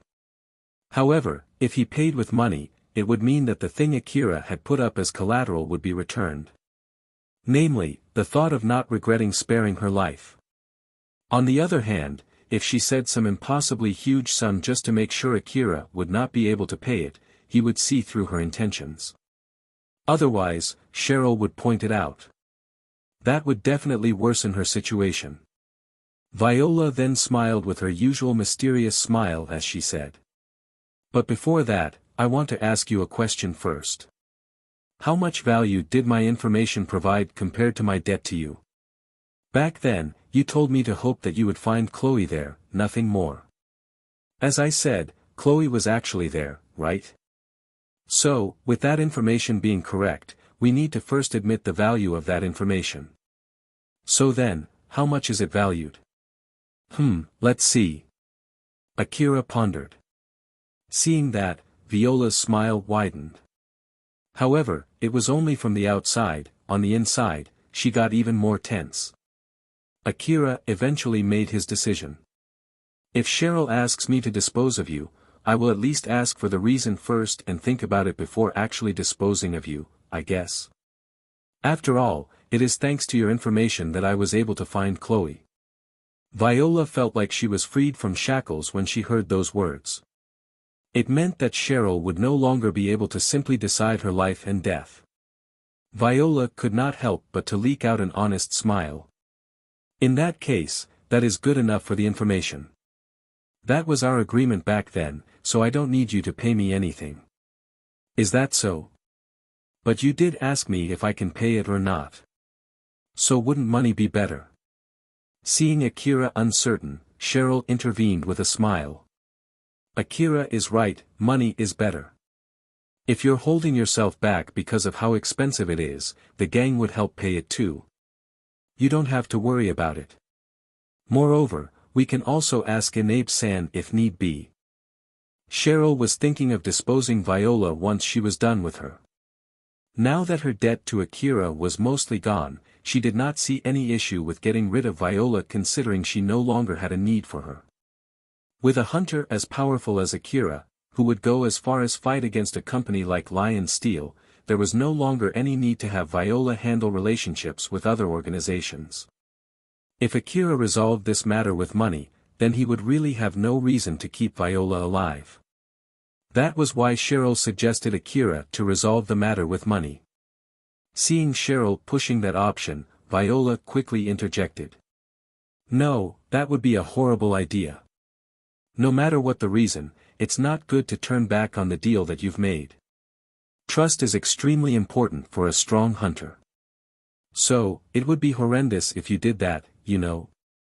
Since we made a deal, we need to honor it. If people start questioning your integrity, you won't be able to make deals with anyone anymore, you know. Even if it's a deal that would benefit the other side, they won't believe your words. After all, there's an example of you not honoring a deal in the past. Such a mark would completely tarnish your track record. Akira understood what Viola was saying. It reminded him of how Shiro refused his offer to repay the 16 billion orham. It was a large sum of money to him. Thus, he agreed that if the other party said that there was no need, he should not push it.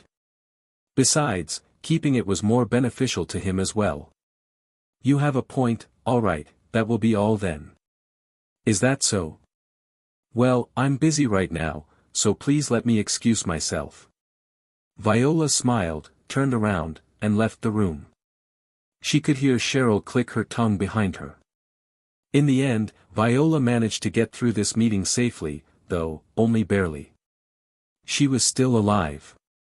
It was a fact which made her break out a gentle smile in celebration. Cheryl looked at Akira with objection. Akira, was the information from Viola that valuable to you? Well, yeah, pretty much. I see.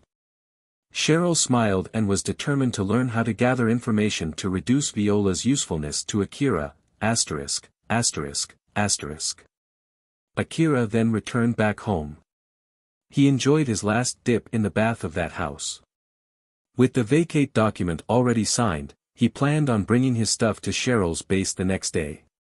The first time he took a bath after he moved in, it felt extremely luxurious. However, after multiple dips, it felt normal. After he had experienced the more luxurious bath in Cheryl's base, he was now not able to fully appreciate his own bath. Even so, since this would be the last time, he felt a bit sordid having to not be able to take a bath here ever again. As Akira thought of all that had happened to him up until now ever since he rented this house, he spoke in a contemplative voice. But still, a lot has happened since I moved into this house. Alpha, who was also in the bath together with him, was acting as usual. She smiled at him. You can say that again. A lot of things have happened up until now. It was one hell of a journey. Indeed, it was. But just a bit more. Once your new equipment from Sakashita Heavy Industry arrives, we can finally go to explore our target ruin. To be honest, Akira was not thinking about that. However, once Alpha mentioned it, he could not help but think about it too. I see, it's finally soon, huh? Yup, it really took a long time. Though, it did not take as long as I had thought it would. What do you think? Can't really say for sure. Either way, we can only go once I have my new equipment. We still have to deal with Shiro's request as well. Though what we have to do right now is just wait, I wonder when they will actually arrive. That was when Akira received a call from Kobayashi. The moment he took that call through Alpha, he could hear Kobayashi's voice being suspiciously uppity. Yo there, Akira. I have 3 pieces of news for you. One bad, one good, one a bit good. I bet what you mean is one bad news, one really bad news, and one not really good news, right? Considering that it was Kobayashi, Akira could not help but get cautious. Don't worry, it's not that bad. I will start with the good news as proof. Is that so? What is it? The vehicle carrying your new equipment is already somewhere close to Kagomayama City. Hearing that, Akira could not hide his surprise. However, that also completely changed. So, what is the bad news? It is about the vehicle transporting your new equipment. For some reason, it got caught in an accident and had to stop in the middle of the wasteland. There are still no clear estimates as to when they can continue. Knew that something wrong would happen, seriously. Akira sighed. But hearing that, Kobayashi's voice seemed even happier. Don't get too sad. I still have one more piece of good news, you know. I'm sure you'll cheer up once you hear it. I hope that is indeed the case, so, what is it? Just because it's originally for you, doesn't mean they will hand over your cargo even if you go there yourself to pick it up. Well, those are frontline equipment we're talking about. They are regulated under very strict rules. So, as I said, even if you go there to pick it up yourself, they won't hand it over to you. Confirming your identity is not going to help. Even if they are directed to you, the cargo is still owned by Sakashita Heavy Industry. Saying that it is yours will not help. So, where is the good part of this news? Be patient. The good news comes right after this. If you want to get your new equipment immediately, I can arrange it such that you can pick them up yourself.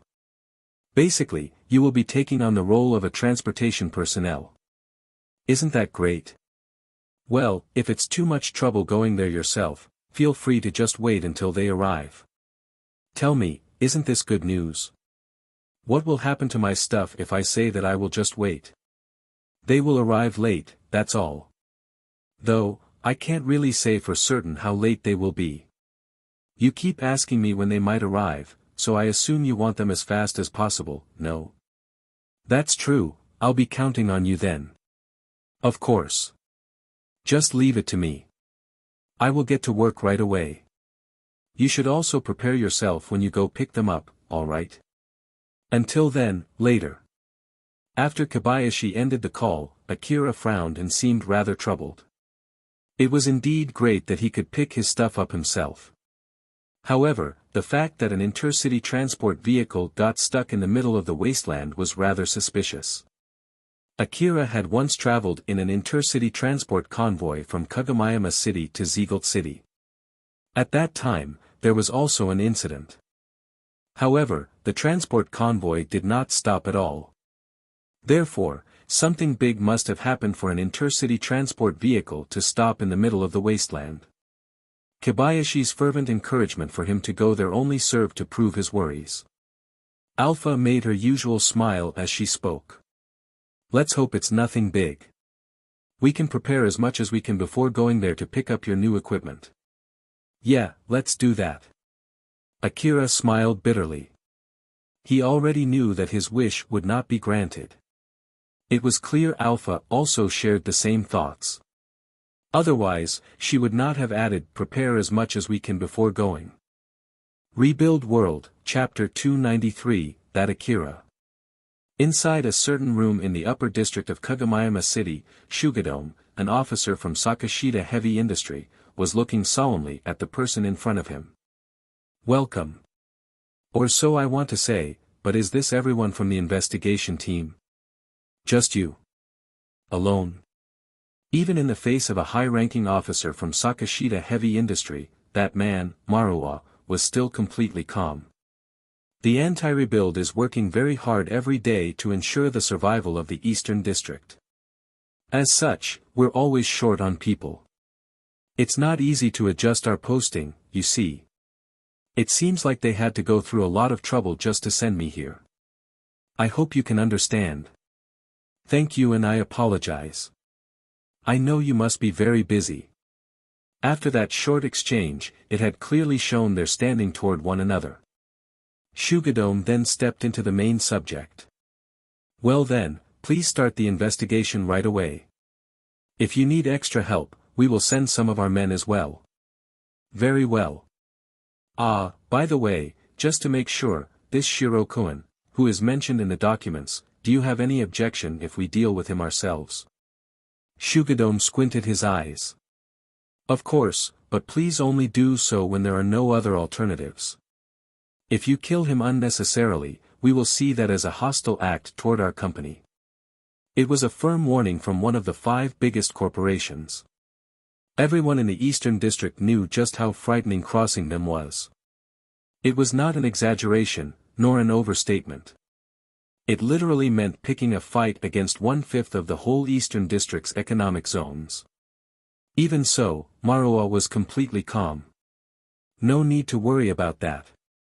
Well then, we will start the investigation right away. Please let me excuse myself. Maruwa slightly lowered his head and left the room. Shugadome saw him off and sighed. The anti-rebuild had the duty of protecting the Eastern District.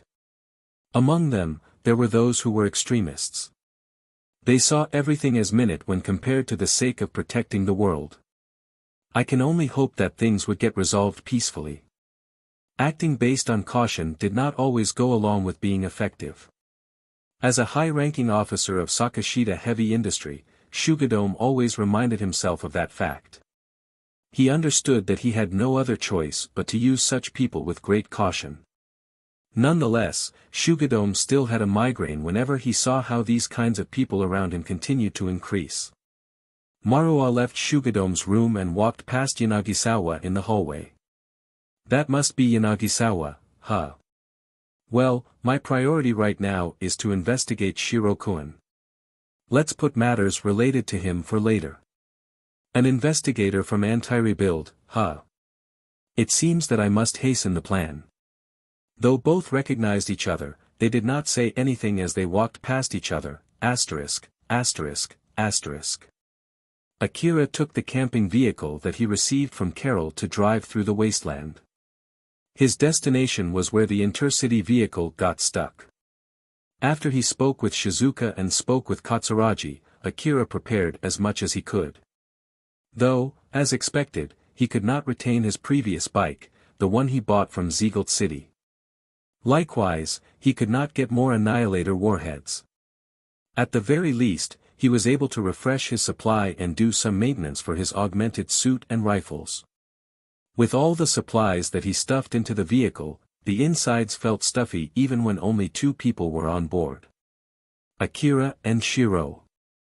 Shiro, there's no need for you to come with me, you know. It's fine, isn't it? As per our agreement, I will have you complete my request first after you obtain your new equipment. So, coming with you would mean there will be no need for you to return back to the city first. Yeah. You're right, but why are you in such a hurry? I'm sorry, but I'm a little desperate right now. But it's not like I'm doubting you or anything. Akira also had something else to do once he got his frontline equipment. Thus, he understood why Shiro would insist on coming along, to make sure Akira would prioritize his request first. Moreover, it was true that Shiro was in a hurry. He only had 3 days out of the 1-month grace time that Shugadome had granted him. Thus, he could not afford to waste even a single second. As Shiro re-evaluated his current situation, he heaved a sigh. I didn't even have any spare time to create a negotiation route to Tsubaki like Shugadome had asked. If I return back without having done anything, they will really treat me as a renegade from Sakashita. Say, Akira, if it has come to that, can you please find a way to reserve a place for me in Tsukasada? No. Whoa, you don't even need to think about it, huh? Just so you know, I'm pretty amazing. You should take more time to think about it. Absolutely not.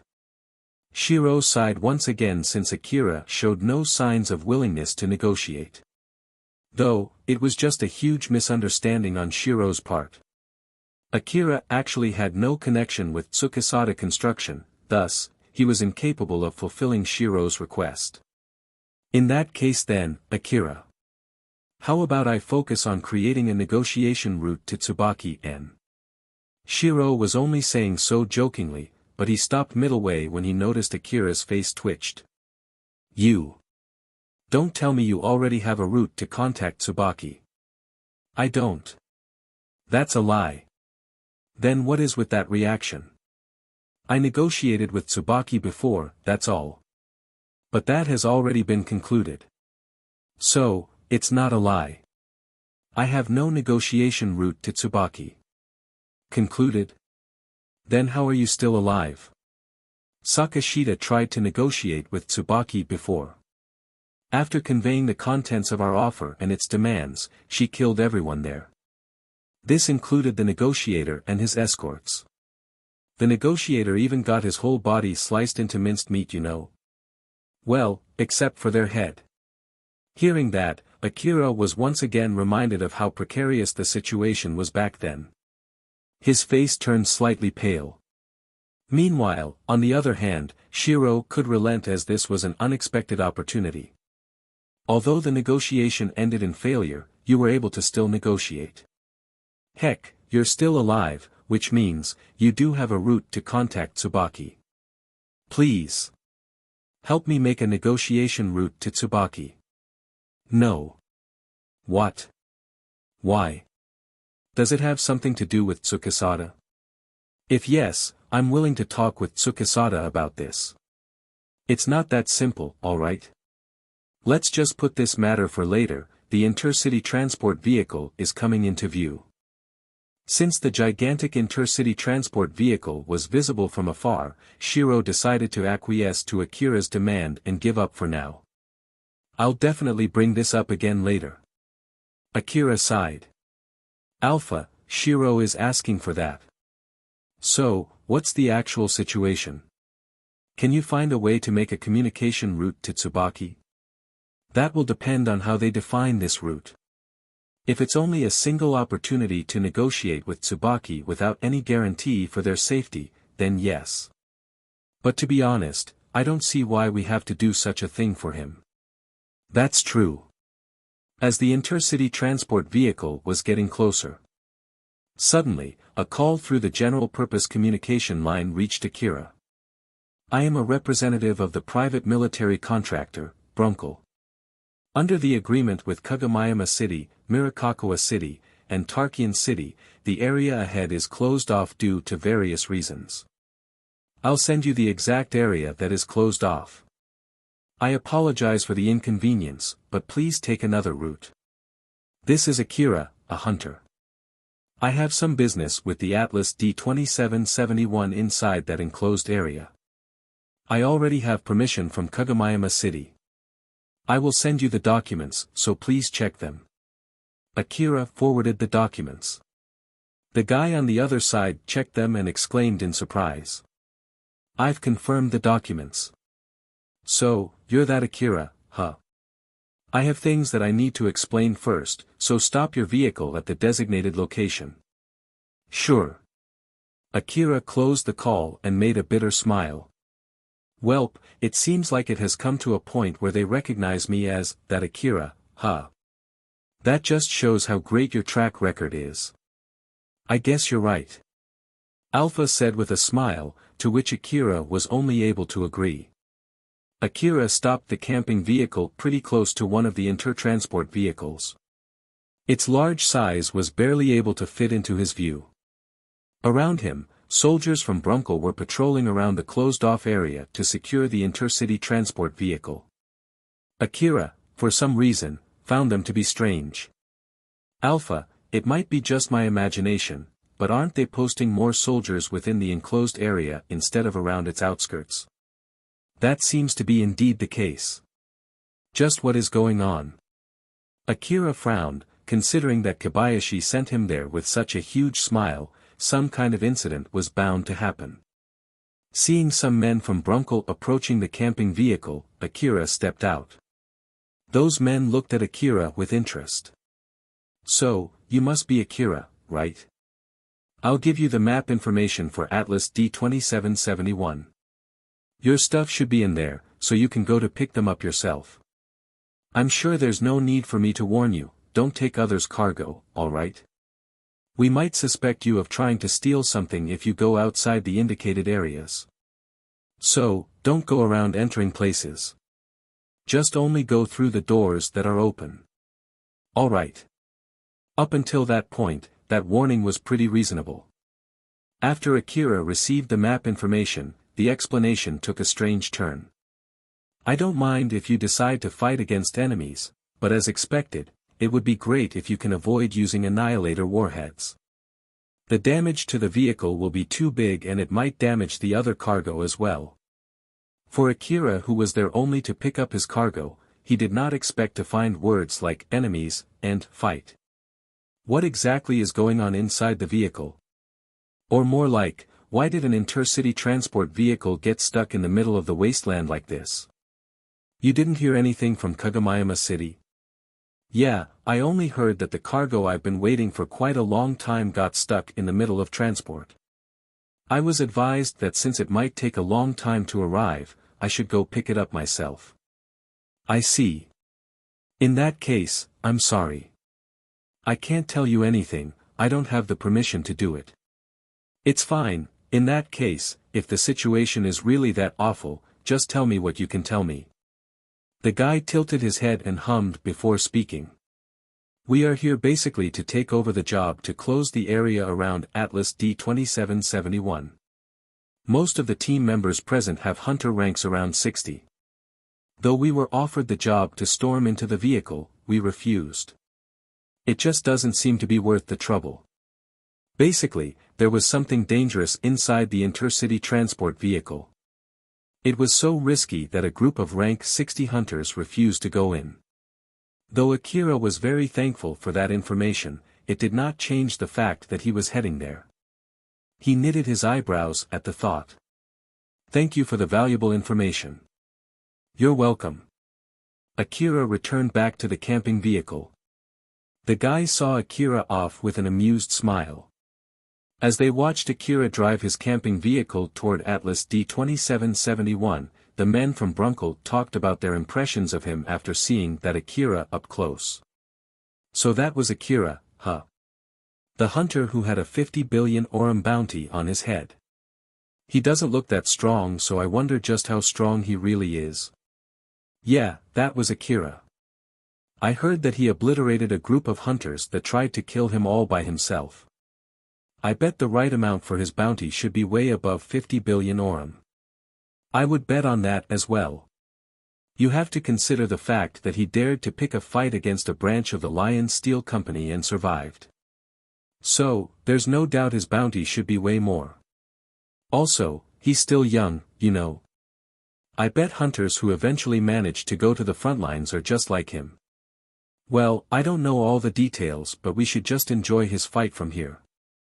The hunters from Brunkel were much stronger than any hunters around the area, and they showed a deep interest in Akira. The colossal intercity transport vehicle was so huge that it might change the definition of a vehicle. The ramp that came out from inside it was 10 meters wide and it led up to a height taller than a 3-story building. It was wide and long enough to give sufficient space for cargo to go in and out of the intercity transport vehicle. It was guarded by many soldiers at its sides. Akira stopped the camping vehicle near the upper part of the ramp. "Shiro, by any chance, can you tell what is going on inside this transport vehicle?" Shiro raised his eyebrows in surprise. "You. Don't tell me you came here without knowing anything." "Wait, the information about the lockdown by Sakshita might not have reached Tsukisada yet, huh?" "I don't mind telling you, but be careful with what I'm going to say. It's basically secret information. I'm sure you know what will happen if they discover their secret information got leaked outside of the Big Five corporations of the Eastern District." "Alright, I'll be careful." "So then, what is going on?" Shiro hesitated. "Is this really going to be okay? It doesn't seem like he is good at keeping secrets or lying. Just like back then when I noticed that he was an agent from Tsukisada, it was easy to judge what he was thinking from his expression. Someone with zero subtleties like him is not suitable as an investigation agent, so just why did Tsukisada send him out? Considering his ability to fight, did Tsukisada send him here because there is high probability combat will be involved in this mission? Is that why he came all the way here to pick up his frontline equipment?" Shiro got even more confused than before. However, he quickly cut it off there and wrapped it up as Tsukisada construction having its own reasons. Considering how losing Akira here would not help with his goal, Shiro finally decided to tell Akira what he knew. "It's not confirmed yet, but it seems like Atlas D-2771 is transporting the cube and it got attacked by people who are aiming for it. Although they were unable to repel the attack, they somehow managed to lock the attackers inside the vehicle. The cube itself is still safe while the attackers are still locked inside, even now. The cube, some people might also call it the seed. It was a device with parts resembling cubes. It was found underground, and if activated, it would bloom like a flower and create something from the old world. These were the reasons why it was called the cube or the seed. It was thought to be a nanomachine cluster with regenerative capabilities, originally an old-world production device. Rumors say it could create all kinds of things using its supplies from where it was activated. It could create humans, biological living beings, machines, houses, factories, or even old-world cities complete with its own denizens. In the past, one cube fully rebuilt an old-world military base. That military base then sent out soldiers to clean up the illegal occupants around the area. In other words, clean up people from the current world, and eventually caused significant damage. Though, there were also records stating how those from the corporate government had dispatched men to control the situation. They somehow managed to extract the old-world technology used by that military base, which ended up creating more profits than losses. Thus, it became widely known that if it bloomed uncontrollably, it would turn into a huge problem. Though, if the ones using it were able to accurately predict what it might produce and prepare accordingly, it might turn a problem into a blessing, netting them a huge amount. This was why it was still considered to be a highly valuable relic. Akira was listening to Shiro's explanation while also listening to extra information from Alpha. This greatly helped him in understanding what he was facing. However, that did not change how dire the situation was as he knitted his eyebrows. "Say, is it normal for an intercity transport vehicle to get attacked like this?" "Well, it would be a biased opinion since I used the opening left behind when the intercity transport vehicle got attacked to escape. It is actually a very rare occurrence. Rather, it almost never happens. Even if the attackers are capable of damaging the intercity transport vehicles, it would still be suicidal. Then why do the ones that I get involved with always get attacked? There's no way I would know the answer to that. Isn't it simply just because the area under Kagomayama is not normal? I heard that recently, many huge incidents have occurred around Kagomayama City, you know. That is not normal at all. Akira unconsciously looked away. He knew that he was involved in most of those huge incidents. No one would believe him if he said that he was roped in by pure coincidence. In some cases, he was even the main source of such incidents. That was why Akira inadvertently reacted to Shiro's words. Shiro noticed that and found it strange. Say Akira, by any chance, were you dispatched here to investigate those huge incidents? Maybe. Since him being an agent from Tsukisada Construction was a misunderstanding he wanted to keep, Akira curtly replied. Shiro did not pursue it any further. Even if all those incidents were related to Akira, he did not have the leeway to care about it at the moment. Well then, I'll go pick up my stuff then. Alright, be careful. If the attackers are really aiming for the cube, they must be strong. Though, it's kind of redundant to state that since only those with sufficient might would attempt to attack an intercity transport vehicle.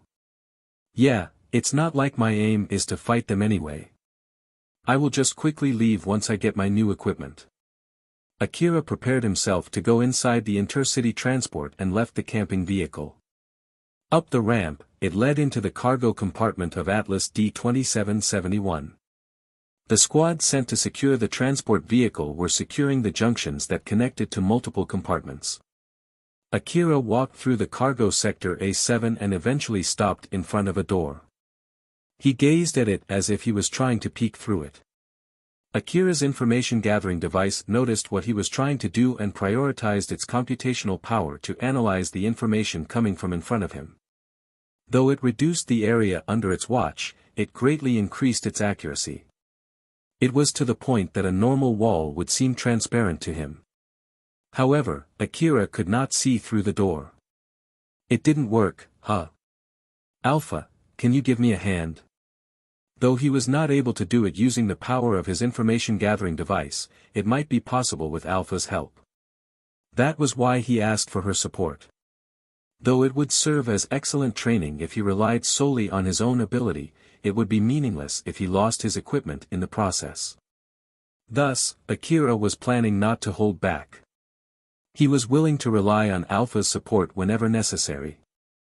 However, Alpha shook her head and explained. Akira, unfortunately, I can't see through it as well. This transport vehicle is divided into multiple sectors with each sector being protected by a powerful force field armor. Due to the abnormally high power being discharged to keep up these force field armors, information is blocked from leaking out. Ah, so it is one of those that prevent the propagation of information, huh? Yeah, no matter how much my support increases the power of your information-gathering device, it is still limited. I can only improve the quality of the software and how it processes information. I can't increase the quality of its sensors, which is its hardware.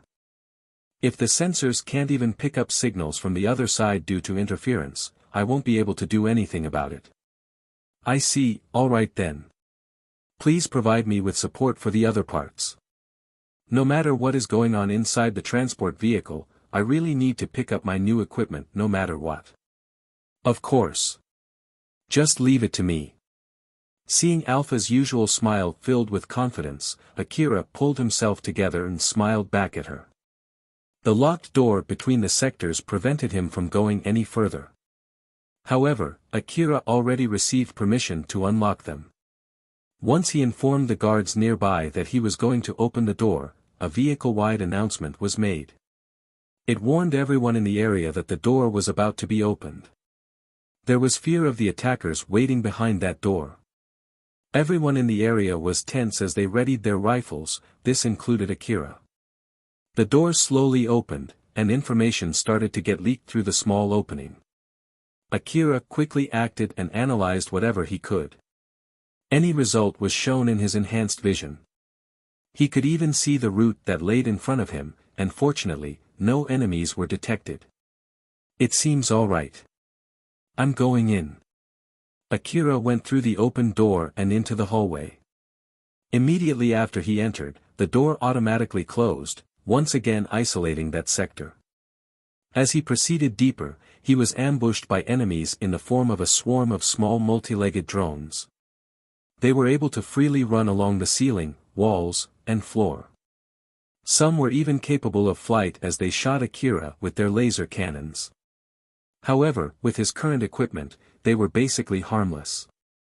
Akira accurately predicted where their shots were going to land. He easily avoided their barrage and shot them down with charge bullets using his RL-2 multi-rifles. The bullets, charged with energy, formed a wall, which annihilated the swarm. The drones did not stand a chance against the might of his bullets and got blown to pieces in a blink of an eye. Nothing was left, except for their remains scattered on the floor. However, more of them were coming from the front. Worse, they started coming from behind as well, forming a pincer with Akira in the middle. Akira calmly dealt with them. With two RL-2 multi-rifles in his hand, he could shoot his front and back at the same time. Without anywhere to escape, the barrage crushed the swarm with no mercy. Even if they were protected by powerful armor, a single charge bullet easily pierces through them. It even blew them up to smaller pieces. As Akira was shooting down the swarm, they were also shooting back at him.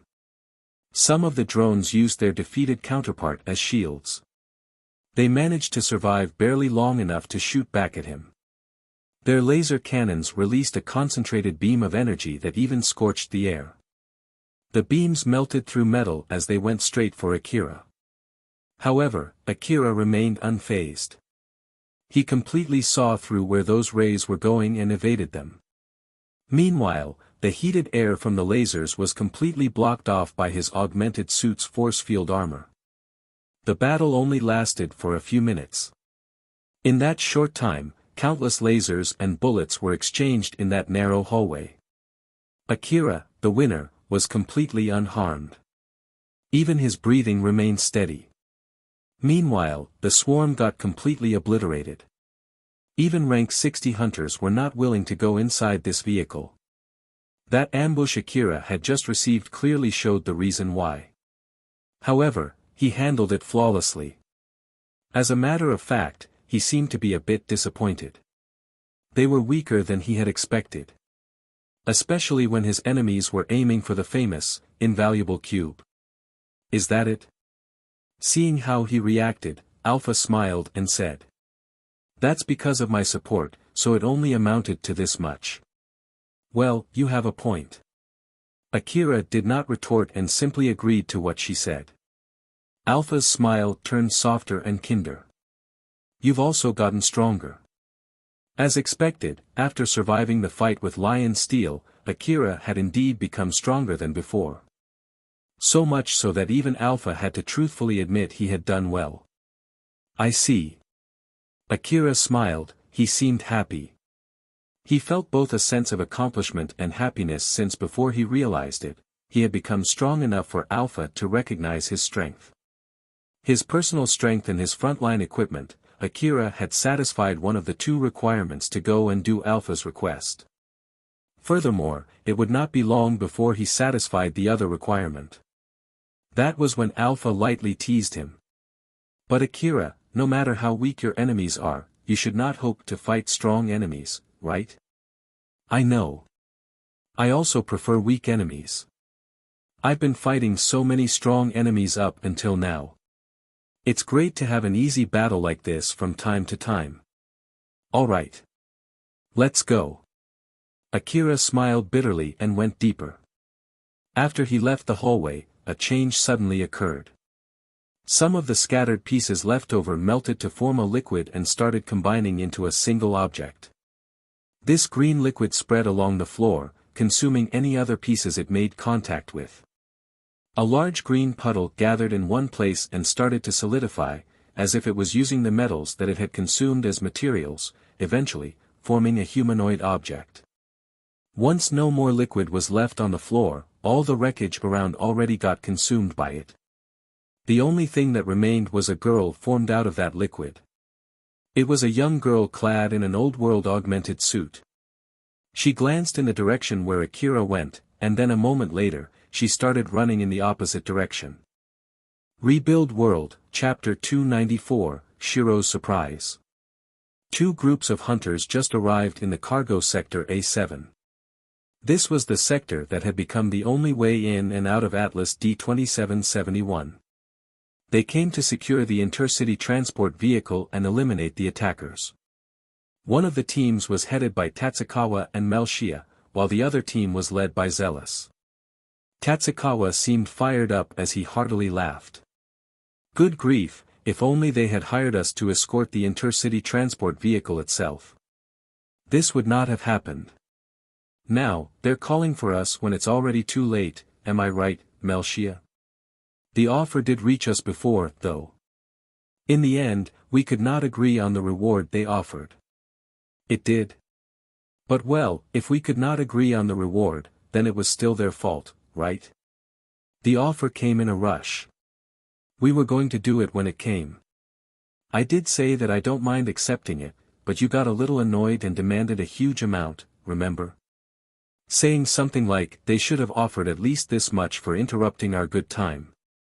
Tatsukawa finally remembered what had happened after Wuxia pointed it out. He was only able to laugh awkwardly as he tried to move away from this topic. Noticing his obvious attempt, Wuxia giggled and spoke. Well, thanks to that, they eventually agreed to hire us with a huge amount. So, it was not all that bad. Tatsukawa quickly decided to ride on the wave she gave and nodded along with her argument. Alright then, let's get started. With how much we were offered, let's do this seriously. As Tatsukawa was about to enter the intercity transport vehicle, Wuxia suddenly grabbed and stopped him. We're not done coordinating with Zealous-san's team yet, so wait for a bit. Zealous, who had been listening to their conversation, sighed and changed the subject. Are you done now? Well then, about the sectors that our respective teams will secure. Zealous' team and Tatsukawa's team were hired separately. Therefore, their chain of command was not the same and they were moving separately. To make sure there would not be any conflicts between their teams, including gaps between firepower and contribution to this mission, it was important to discuss everything beforehand. Of course, they had completed the majority of their discussion before they came here. The only thing that remained was a final confirmation for what was agreed upon prior, and actions taken under certain circumstances. As high-ranking hunters, Zealous and Wuxia were already used to it. Thus, they quickly went through everything and were about to conclude their discussion. That was when Zealous suddenly added one extra condition. I don't know all the details, but it seems like Akira is inside Atlas D-2771 as well. In the scenario we somehow encountered him, I want you to handle the talking. I'm sure you already know that my team has a history with him. Back then when Akira still had a 50 billion Aurum bounty on his head, Zealous' team broke into two factions. The vice-captain, Gelgus, wanted to join the bounty hunt while Zealous was against it. In the end, Zealous could not prevent the faction under Gelgus from splitting up and leaving the team. Gelgus' death and his team's defeat simply showed how Zealous' prediction about Akira was right. It was unfortunate that both sides could not peer into the future and knew about this outcome. Thus, it could even be said that both sides had their own valid reasons which caused the team to split into two factions. Since they did not split up because of a fight, Zealous still recognized Gelgus as well as those that left the team under Gelgus as his friends. Had Gelgus won against Akira, it was highly likely that the split teams would merge back again. Though, at that point, the leadership would shift to Gelgus. It was only natural that Zealous would be hostile against the person who had killed Gelgus and destroyed his team. Although they had no wish to harm Akira, and they knew that as hunters, taking revenge on him would be misplaced vengeance, that did not mean they could just forgive him. As such, Zealous wanted to keep his team away from Akira as much as possible. Wuxia understood that as well. However, she still threw a question to Zealous. I can understand what you are trying to say, but that means you're going to throw this issue at us, right? So, what's in it for us? If we somehow ended up fighting against each other, you would get involved as well. And I don't believe Akira is willing to take the trouble of differentiating between our teams. I believe you can prevent that from happening. Well, frankly, I don't mind either way. I won't force you to talk to him. Now that it was up to Melchia, she hummed for a bit and glanced at Tatsukawa. Meeting her eyes, Tatsukawa casually stated. There should be no problems accepting his condition, don't you think? I've also always been wanting to talk to him if I ever get the chance since that day. Well, if you say so, then I don't mind. Sorry and thank you. Now that's out of the way, let's get started. After both teams completed their preparations, they stormed the transport vehicle and started securing the insides. The team under Tatsukawa and Zealous were slowly fighting through the force that attacked the intercity transport vehicle. Putting aside the level of danger they faced, their job was a simple one. They had to go into each sector of Atlas D-2771. Each sector was protected by powerful force field armor, and they had to check, kill any enemies that they discovered, and secure the sector before moving to the next sector. They had to do this until they've completely secured the whole intercity transport vehicle. Of course, the attackers would all get eliminated through this process. Unlike Akira, who was only there to pick up his cargo. The team under Tatsukawa and Zealous were hired to eliminate the enemies inside Atlas D-2771. Thus, they had to diligently go through each sector and check every nook and cranny to make sure that no enemies were left. The main firepower of the team, like Melchia and Tatsukawa, blitzed through the sectors and destroyed the drone swarm. They did this until it was safe enough for the rest of the team to come in. The rest would sweep through the entire sector, checking to see that they did not miss anything. Afterwards, they would set up a portable barricade to the other hallway as well as do other finer details to secure the sector. Along the route that they had already secured, the rooms were turned into forward bases, where large amounts of medicine were stocked. This was done so that they could quickly heal any injured member of the team. Their systematic process was proceeding extremely smoothly. Tatsukawa was even able to smile casually after fighting a swarm of drones. That was easy, though they're quite numerous, they aren't that strong. Although Melchia also had the leeway to smile back at him, she still warned Tatsukawa. Danger comes soonest when it's most despised, you know. You always get ahead of yourself too quickly. No, I'm doing better lately though. Back then, I only did that because we wouldn't be able to succeed unless I got a bit reckless, you know. Well, I wonder about that. Anyway, it's my job to kick you when you get too carried away, so feel free to do whatever you want. Melchia made a half-teasing smile. Tatsukawa only smiled bitterly in response to what she said and apologized. Sorry, I know I keep causing you trouble. But as I said not too long ago, our team has grown this big and it's mostly thanks to your leadership and management skill. I have no plan to throw that down the drain now. But don't worry. If something goes wrong because of you, we can always start again and rebuild it. Yeah. Melchia slightly blushed. Tatsukawa was basically saying that he did not mind losing the team that they had brought all the way here through their hard work if it was for her sake. If you really mean it, make sure to not drop your guard. I don't mind starting from zero again in a new team, but that would be a lot of work, right? Yeah, you're right. As they proceeded to secure the sector, the rest of the team witnessed Melchia's and Tatsukawa's flirty exchange. Those two were the spearhead of the team, so the rest just exasperatedly ignored them, thinking that it was just as usual. Tatsukawa's team, which had secured 2 sectors and was in the middle of securing the 3rd sector, once again encountered a swarm of the multi-legged drones. Although it was another easy victory for him, Tatsukawa felt something was off. His expression turned solemn. This is strange, Melchia, what do you think? Strange? What's strange? Even Wuxia, who was good at reading between the lines, could not understand what Tatsukawa was talking about. Tatsukawa pondered over what he felt and spoke nonchalantly. The hallways and rooms are way too pristine. There's no wreckage left by the drones. Isn't that weird? There was an original escort team that was sent inside to secure Atlas D-2771. Thus, there had to be some signs of battle against the attackers. This meant that there should be pieces of the multi-legged drones on the ground, if not, corpses of the deceased team. However, even after they had already gone this deep, they have not encountered anything like that. As expected, Tatsukawa found that to be worrying. Wuxia gave it a bit of thought before explaining a possibility. Including the dummies, there are 12 special sectors designed to house the cube inside Atlas D-2771. Although that is all that they can share with us since we're basically outsiders, I bet the original escort team, the attackers, and the original suppression team affiliated with the transport knew of the correct location of the cube.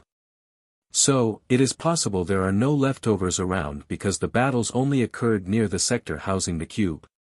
We might still not be there yet. Or at least, that is just my guess. Do you have any other possibilities in mind? Well, that's a good guess, but... Tatsukawa agreed with Wuxia that it was a plausible explanation. However, something still felt off and he could not bring himself to accept it like this. His face was still as solemn as before. After a moment of hesitation, he decided to contact Zealous. Normally, the powerful force field armor protecting each sector would prevent them from contacting each other, but since they kept some of the doors open, and placed relay devices along the hallways, they were able to reach each other. Tatsukawa gave a short explanation regarding his worry, and then Zealous replied. The situation is the same for us over here as well. The only ones on the floor are the ones that we have defeated. So far, we've only encountered those weak multi-legged drones. We have not found anything that might be from the original attackers. I see. By the way, have you encountered Akira yet? Nope. Then I'm afraid it is as you feared. Something is indeed not right. Even if Wuxia-san's guess is correct, that the attackers were gathered somewhere near the sector where the cube is stored and that these multi-legged drones are only sent for reconnaissance, we've encountered so many of them. Akira and the other hunters who went in before us must have encountered them as well. So, why don't we find any leftovers from them? Does it mean that Akira did not encounter them? That is highly unlikely. If it was only them, then it might still make sense. However, considering Akira had gone in before them, things became extremely suspicious. Basically, there was something that they did not know happening inside the transport vehicle. Both Tatsukawa and Zealous proceeded with more caution, asterisk, asterisk, asterisk. Akira continued going deeper into the transport vehicle. He was following the route to the sector where his stuff was located. Although he encountered multiple swarms of multi-legged drones along his way, he was able to deal with them with no difficulty at all. Akira checked the map, which showed the insides of the transport vehicle and sighed. He had just confirmed that it would take him some time before he could reach Sector B-28, where his cargo was housed. The route they gave us takes a rather long detour, don't you think? It would be great if they can allow us to use a shorter route. After Akira leaked his complaint, Alpha casually stated. Well, it's understandable considering the situation. The new equipment that Akira had ordered through Sakashita Heavy Industry was all frontline equipment. Naturally, they were expensive and extremely dangerous. Although there was no need to keep them in a secured sector, as secure as where the cube was kept, they were still located inside a sector that was more secure than the other normal sectors. Such a sector was protected by multiple layers of force field armor and was located deep inside the transport vehicle.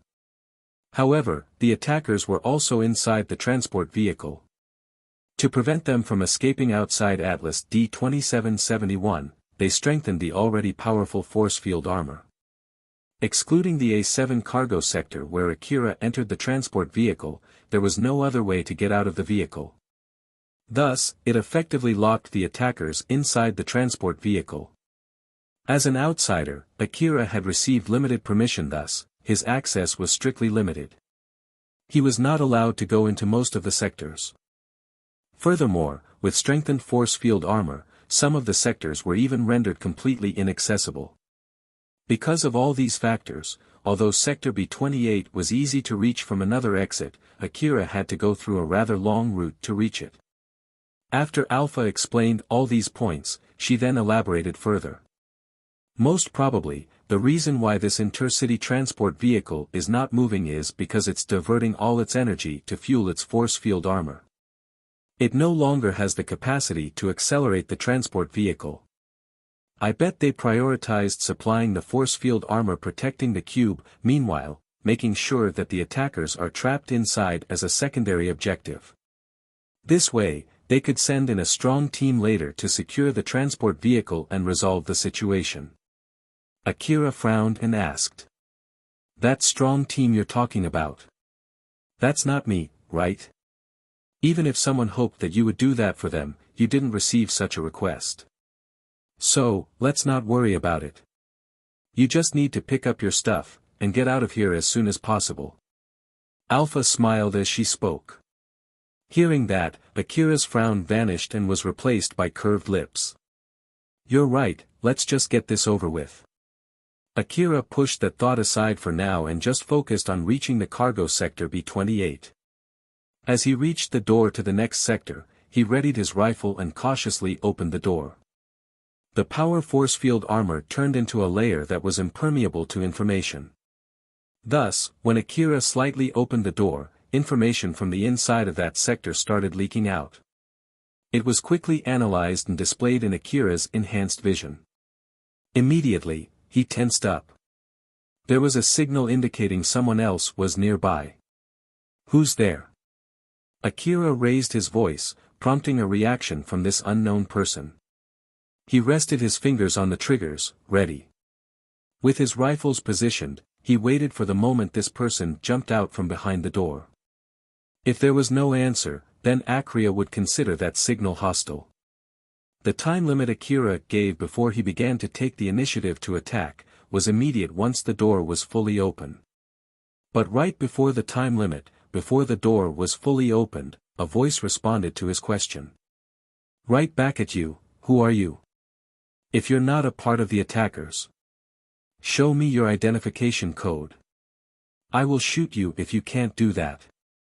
Akira glanced at Alpha, so she broadcast using a short-range communication frequency Akira's identification code, which was provided with the map information he had received. A moment later, the other person also sent back their identification code. It seems like you're not one of the attackers. Okay. I will step out, so don't shoot, alright? Alright. Akira lowered his rifle. After a short pause, as if they were confirming the situation, the other person stepped out from behind the door. Akira was a bit surprised to see it to be a girl that looked around the same age as him. The girl also seemed surprised when she saw Akira. She fearfully asked. You. By any chance, are you that Akira? Just to be safe, which Akira is that Akira you're referring to? The one that had a 50 billion orum bounty on him. Then yes, I am that Akira. I see.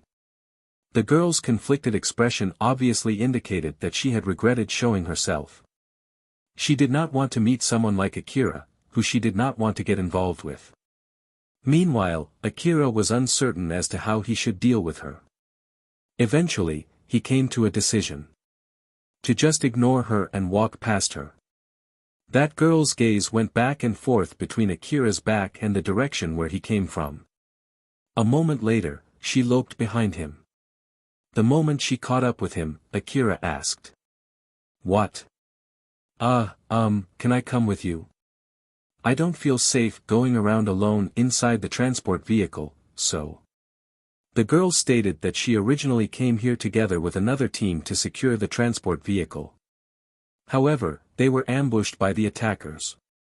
She got seriously injured and got separated from the rest of her team. Currently, she was in the middle of escaping. Once she explained her situation, she asked Akira for a favor. Please don't misunderstand my intentions. I'm not hoping for you to do my job for me. You can just continue to secure the transport vehicle as per your request and profit from it. I will help during the fight, and I won't complain about whatever my share of the reward is, so yeah, it's okay, right? Right? Sorry, I don't have the leeway to accept an escort request. E-escort? It's not something like that. The girl looked away and awkwardly smiled. She started blabbering, trying to make excuses. Explaining that it was not like she was hoping Akira would be her escort, but her awkward attitude did not convince anyone. Akira simply sighed. If you're going to come along, feel free to do so, but just don't get in my way. Of course. I will never do something like that. Ah, by the way, my name is Rebecca, nice to meet you. Right, I'm Akira. As Akira gave the expected reply to people who just met each other for the first time, Rebecca walked next to Akira and giggled. I know.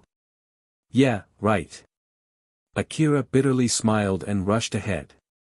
In the middle of going through the hallway, Alpha suddenly warned Akira. Akira, I don't mind having that girl come along with you, but don't drop your guard. Don't forget that she's still a stranger that you've just met in a dangerous area. If we get attacked, there's a good chance that she'll use you as a diversion and run away. She might shoot haphazardly when she panics as well. So, keep in mind that she adds an unpredictable factor to this situation. Leaving aside her skill, her equipment is not that bad. So, it would be troublesome to deal with her if it came to it. After Alpha gave her warning, Akira glanced at Rebecca and scanned her equipment. She was using an augmented suit that looked like a leotard with some holes on it. The holes seemed to have some unknown function other than needlessly showing skin. Furthermore, she was using a dress with a large slit, which was her defensive coat. Both were of the old world design. She was also carrying a rather large rifle with her. Rebecca, that equipment, are they old world equipment? Do they look so? At least they look relatively strong. Is that so? Thanks. But they are not.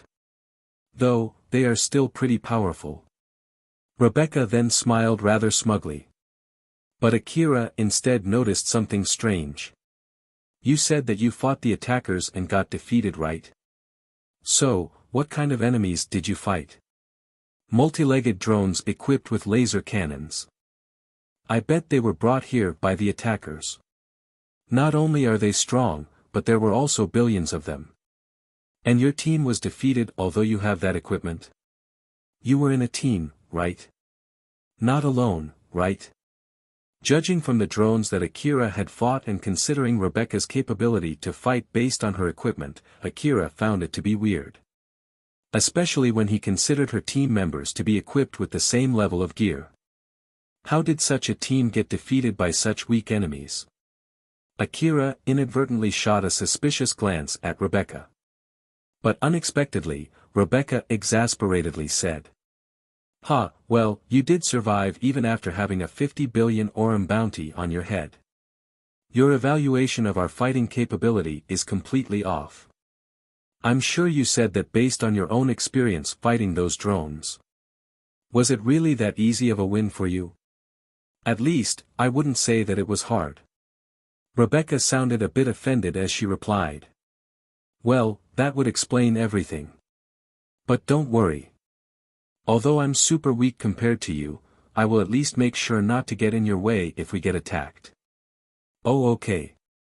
Akira thought that he made a mistake there since he ended up saying something that sounded like reproach with a hint of mockery. Thus, he only managed to awkwardly reply with that short okay.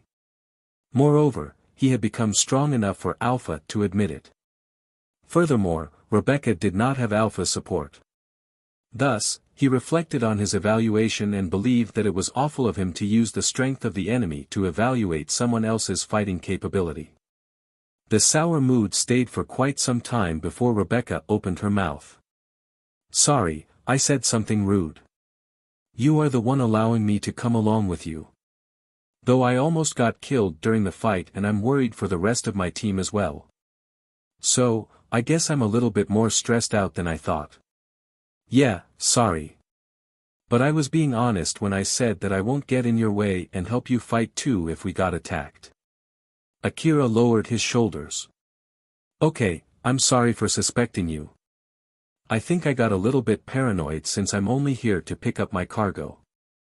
Instead, I got roped into this troublesome mess. But something in Akira's apology piqued Rebecca's interest. Pick up your cargo? What do you mean? It's exactly as you heard. Ah, right. I'm not here to secure the transport vehicle, I'm here just to get my stuff. You do know that there are attackers inside this transport vehicle aiming for the cube, right? But you still decided to go to such a dangerous place just to pick up your stuff. Yeah. Seeing exasperation on Rebecca's face, Akira added an extra excuse. I have my reasons, alright. Rebecca found Akira's attitude amusing and giggled. As I thought, your common sense is completely different from us. Oh, shut it. I'll leave you behind if you keep saying something like that. Akira paced his steps faster. Rebecca was still giggling as she lightly jogged to follow next to him. On their way to cargo sector B-28, Akira and Rebecca once again encountered a swarm of multi-legged drones. Akira was able to handle it all by himself. Therefore, now that he had an extra helping hand from Rebecca, the swarm did not give them any trouble at all. Rebecca smiled smugly after drilling holes through those multi-legged drones with her laser cannon. So, what do you think? I'm pretty good, right? Yeah, not bad at all, you're pretty strong. Although Akira agreed with her statement, he had a conflicted expression on his face. Naturally, Rebecca noticed it. You don't seem that happy though. I know that I'm not as strong as you, but still. That's not it. I just thought that although you have other allies who are more or less as strong as you still couldn't win against the attackers. You've just only barely managed to escape, right? Or are there other stronger enemies present? WL. That is. Yeah, there were other enemies, and they are super strong. Rebecca was visibly flustered. Akira did find that strange and Alpha immediately warned him. Akira, let's forget about the attackers and just focus on getting your new equipment. As for the attackers, we will take them down if they try to attack you. So, there's no need to think too much about them. In the first place, your main goal here has nothing to do with eliminating them. You have a point. His equipment came first, Akira reminded himself. I see, anyway, let's hurry up. Ah, yeah, right. Akira went ahead. Rebecca, who followed him, made a sigh of relief a moment later. After Akira left the hallway, the dead drones once again melted into a pool of green liquid, consuming the metallic wreckage around it. This time, they gathered in two different places and created two female humanoids. Those two glanced in the direction where Akira went and quickly left in another direction. After that, Akira did not encounter any more enemies and safely reached cargo sector B-28. He thought that he was finally there and was about to open the door, but for some reason, the door would not open. That's weird. Akira thought he must have made a mistake. Thus, instead of inputting the data through his enhanced vision, he pulled out his information terminal and sent the procedure to open the door through the terminal. But unfortunately, the door only returned an error message and would not open. Akira rubbed his head and mumbled. What the heck is going on? What's wrong? I actually have the permission to open the door, but... So, the door won't open, huh? Well, this is troublesome. The guy who gave you the code to open the door is outside, right? What do you plan to do now? It was not like he could just tear down the door. He would have to return back to those from Brunkel and ask them to assist him to open the door. Akira turned around and knitted his eyebrows. It was not easy to get here. At the very least, he would have to go back and forth once. Now, no one could say how many round trips he would have to make until he could open the door. Naturally, he really did not want to go through all this hassle. That was when Akira thought of something else. "Shiro, are you free right now?" "What is it? Did something happen?" After Akira gave a brief explanation, Shiro then confidently said. "Alright, I'll use you as a proxy to do some investigation. You can pick two choices. Either to tell me a safe entry point to connect or to set up a temporary circumvention route for me to connect." Akira had no idea what Shiro was talking about, but since it would be weird for him to ask Shiro, he confirmed with Alpha first before replying. "It's fine. Just connect to me. I'm in." Shiro dove into Akira's old world connection as an old world connector and put himself in the system, making it as if he was there. It did not take long for Shiro to notice what was wrong. "It says that it can't confirm the code you gave. I did get the permission, though. The code was able to open the door to the other sectors as well. Sector B28 seems to house really valuable cargo, so its security level is much higher than the other sectors. Even if you have permission to open it, if you're going in together with someone else without permission, the door will not open. Are you there with someone?" "Yeah, I met this girl named Rebecca on my way here. So, if I leave Rebecca behind, I should be able to open this door, right?" "No, once that code gives an error, it is rendered invalid. Judging from the identification method, you will either need to return back to have it unlocked or to get another unlock code." "What?" Akira sounded extremely frustrated. Since it was through telepathic communication, not only his words, but his emotions were also fully conveyed. Shiro, who was on the receiving end of that call, laughed. "But you do have the permission, right? Don't worry, I'll open it for you. I'm actually pretty good at this kind of thing, you see." "Oh. Thank you. Yeah, just leave it to me. Aren't you glad you did not leave me behind and brought me along with you?" "You can say that again, thanks." In contrast to Shiro's voice, which was full of confidence, Akira's voice sounded a bit wry. Though, it was his true feelings. From inside the camping vehicle, Shiro immediately got to work.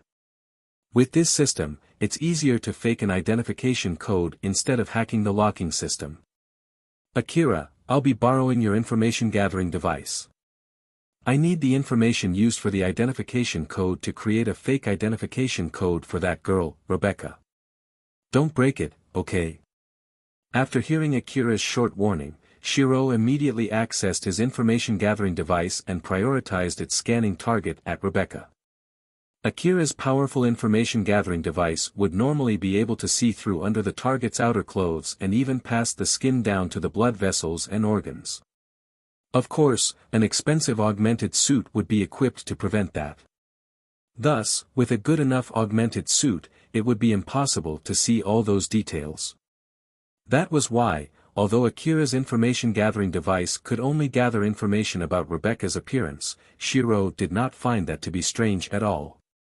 "I can't really see the face though. It's needed to make the identification code. Does the sonar sensor not work well because of the force field? I guess I will have to use the camera to get a clear dash." Once Shiro used the information gathering device's camera to see Rebecca's face, he was in absolute shock. Rebuild World, Chapter 295, A Certain Girl. Akira, who asked Shiro to help him open the door, believed in Shiro's skills. Akira expected him to open the door with ease. But strangely enough, the door was still locked even after a few minutes and Shiro did not say anything. "Shiro, what's wrong? Is it giving you trouble?" No, it's fine. I'm opening it now." The door started to slide open.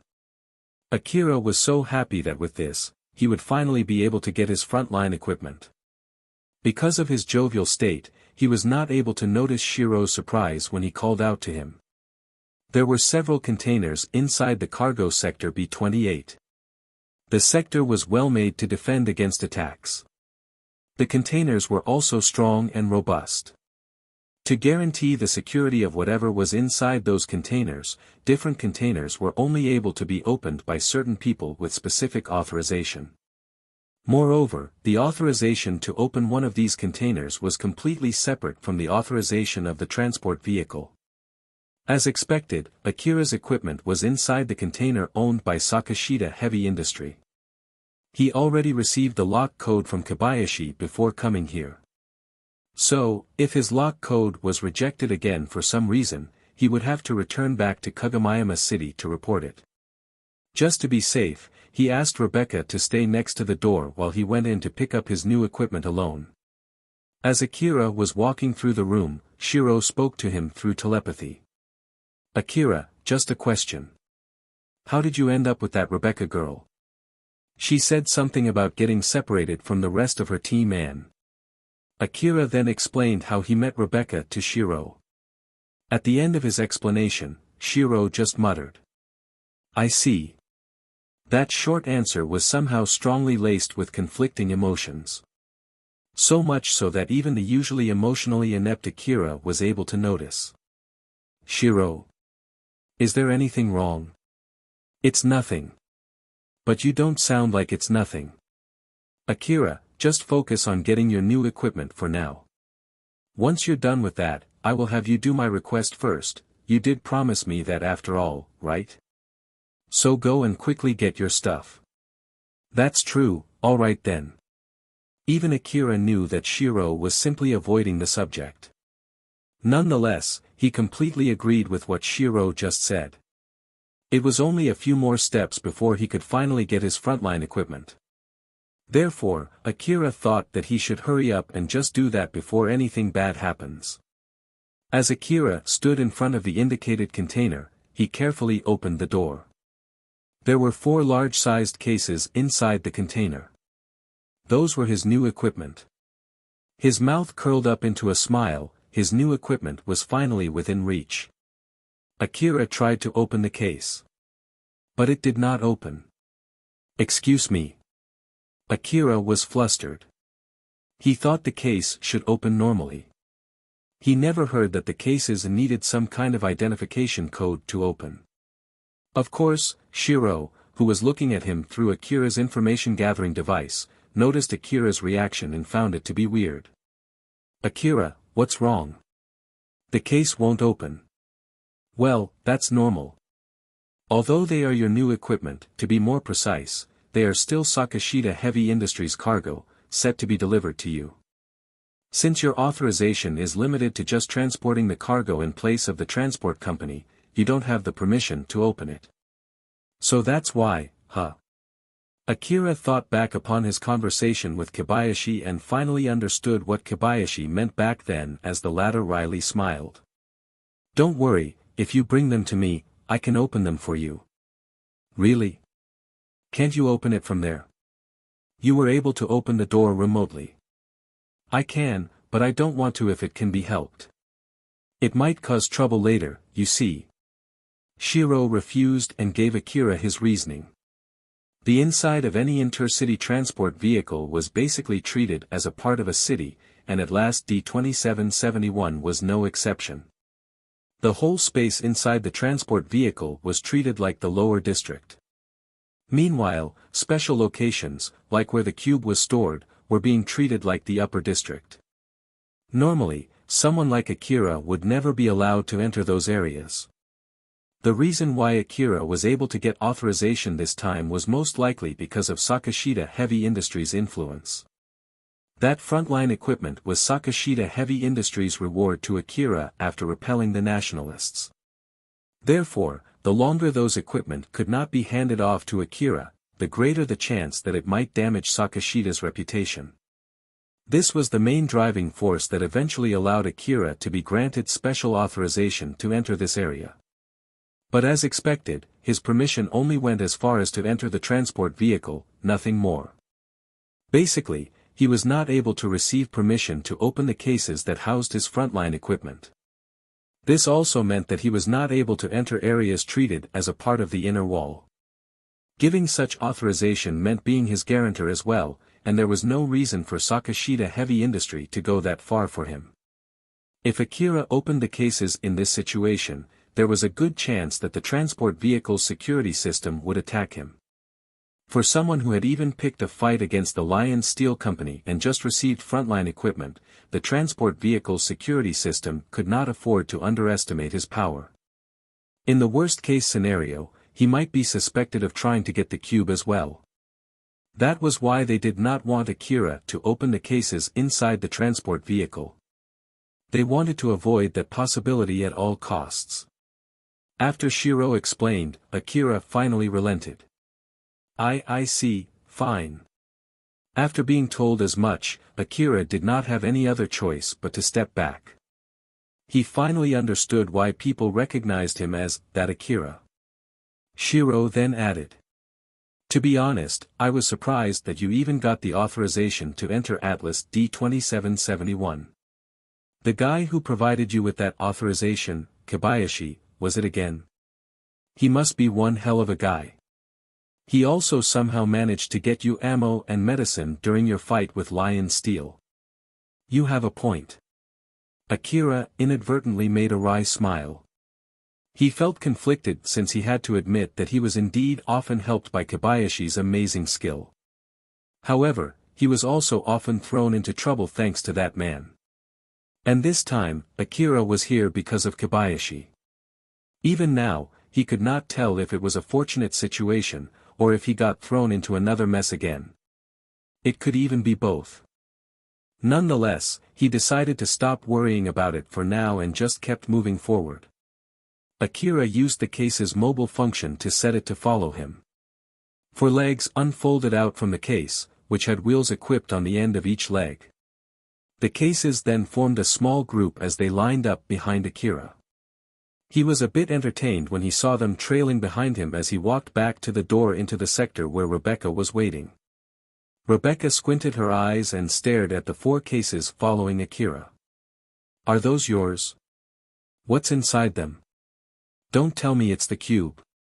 Rebecca said so in a light joking manner, so Akira replied with a light smile. Not even close, they're just my new equipment. Your equipment? That does sound super strong. Can I take a peek? Sorry, due to certain reasons, I can't open them here. Ah, I see. That's too bad. Well, let's put that aside for now and just get out of here. During their casual exchange, Rebecca did not think Akira was lying and just let the matter slide. Even so, Akira found Rebecca's reaction a bit strange. However, since it was just a faint feeling and Alpha did not say anything, he thought that there was no need to worry about it. He tried to open the door, but just like last time, the door would not open, which really surprised him. Again. What's going on here? Akira sighed and called Shiro. Shiro, the door won't open again, can you check it? Sure, wait for a sec. You're not receiving an error from the identification code. It's an emergency lock. The danger level of the area around that place went up. What's going on? Basically, there's an ongoing battle behind that door. Akira inadvertently looked at the door, ******. Zealous was running through the hallway, trying to catch those who attacked the transport vehicle while exchanging shots. He was against two people. Both were girls with augmented suits that looked like a leotard, covered by a defensive coat that looked like a dress. Both were carrying laser cannons. They were not that strong, but they kept running away. Since they were neither that fast nor that powerful, Zealous decided to pursue them. Bullets and laser beams flew from both sides, filling the narrow hallway. Normal hunters and monsters would get blown to pieces by now. But both sides managed to put up a good fight. They evaded each other's attacks. Deflecting the laser with force field armor or blocking the bullets by temporarily increasing the power output of the defensive coat's force field armor. Naturally, the battle ended in Zealous victory. He was mostly unharmed as well. He had managed to tear off the enemy's arm, which was far from fatal. When they approached a turn along the hallway, they managed to escape and hide from him. Zealous knitted his eyebrows. They got away again, huh? I pursued them quite far from my main group. This is bad. Did I get baited to come here alone? Zealous team encountered these enemies when they were trying to secure a new cargo sector. However, those that faced them were not the main force. They were the team left behind to secure and reinforce the conquered sectors. With a wide gap in firepower, the team was able to barely hold their position thanks to the walls and other structures they had set up. It was only when the main force arrived, did they manage to quickly seize the upper hand and repelled the attackers. Afterwards, the main force went to pursue the attackers as they tried to flee. However, Zealous team quickly lost the upper hand the moment they pursued the attackers to a different cargo sector. This sector was not secured yet, which meant that they did not know where the attackers might try to ambush them. Unlike the multi-legged drones, which seemed to have been sent for reconnaissance, the attackers were pretty strong. To prevent an ambush and to secure an escape route, it was of great importance that they secured the hallway first.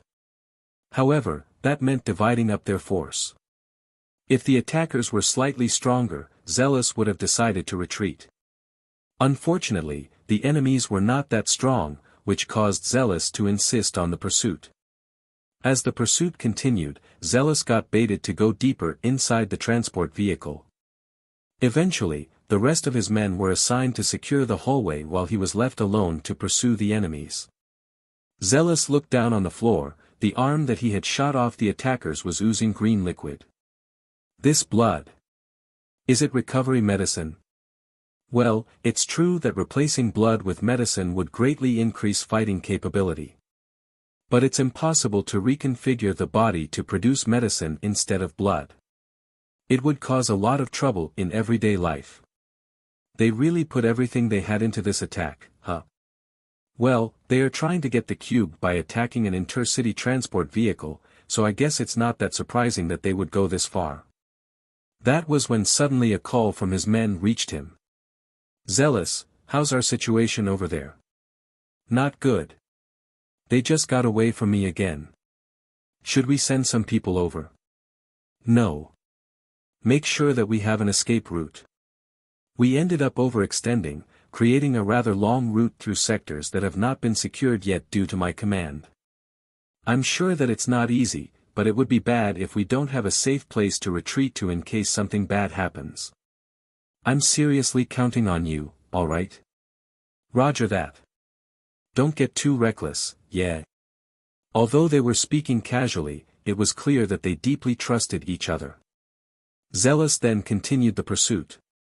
According to his information-gathering device, the enemies were just waiting on the other side of the turn, which Zealous found weird. Again, they're not just simply running away. They're just keeping their distance from me as if to lure me. That location doesn't seem like an advantageous area to fight me. They don't seem to be waiting for reinforcement either, so what exactly are they doing? Zealous' mind wandered to one vague term, high-functioning people. Zealous did find that term strange, but for some reason, it was compellingly convincing.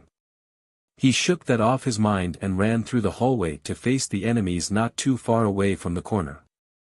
Suddenly, a few dozen flat objects flew out from behind the corner.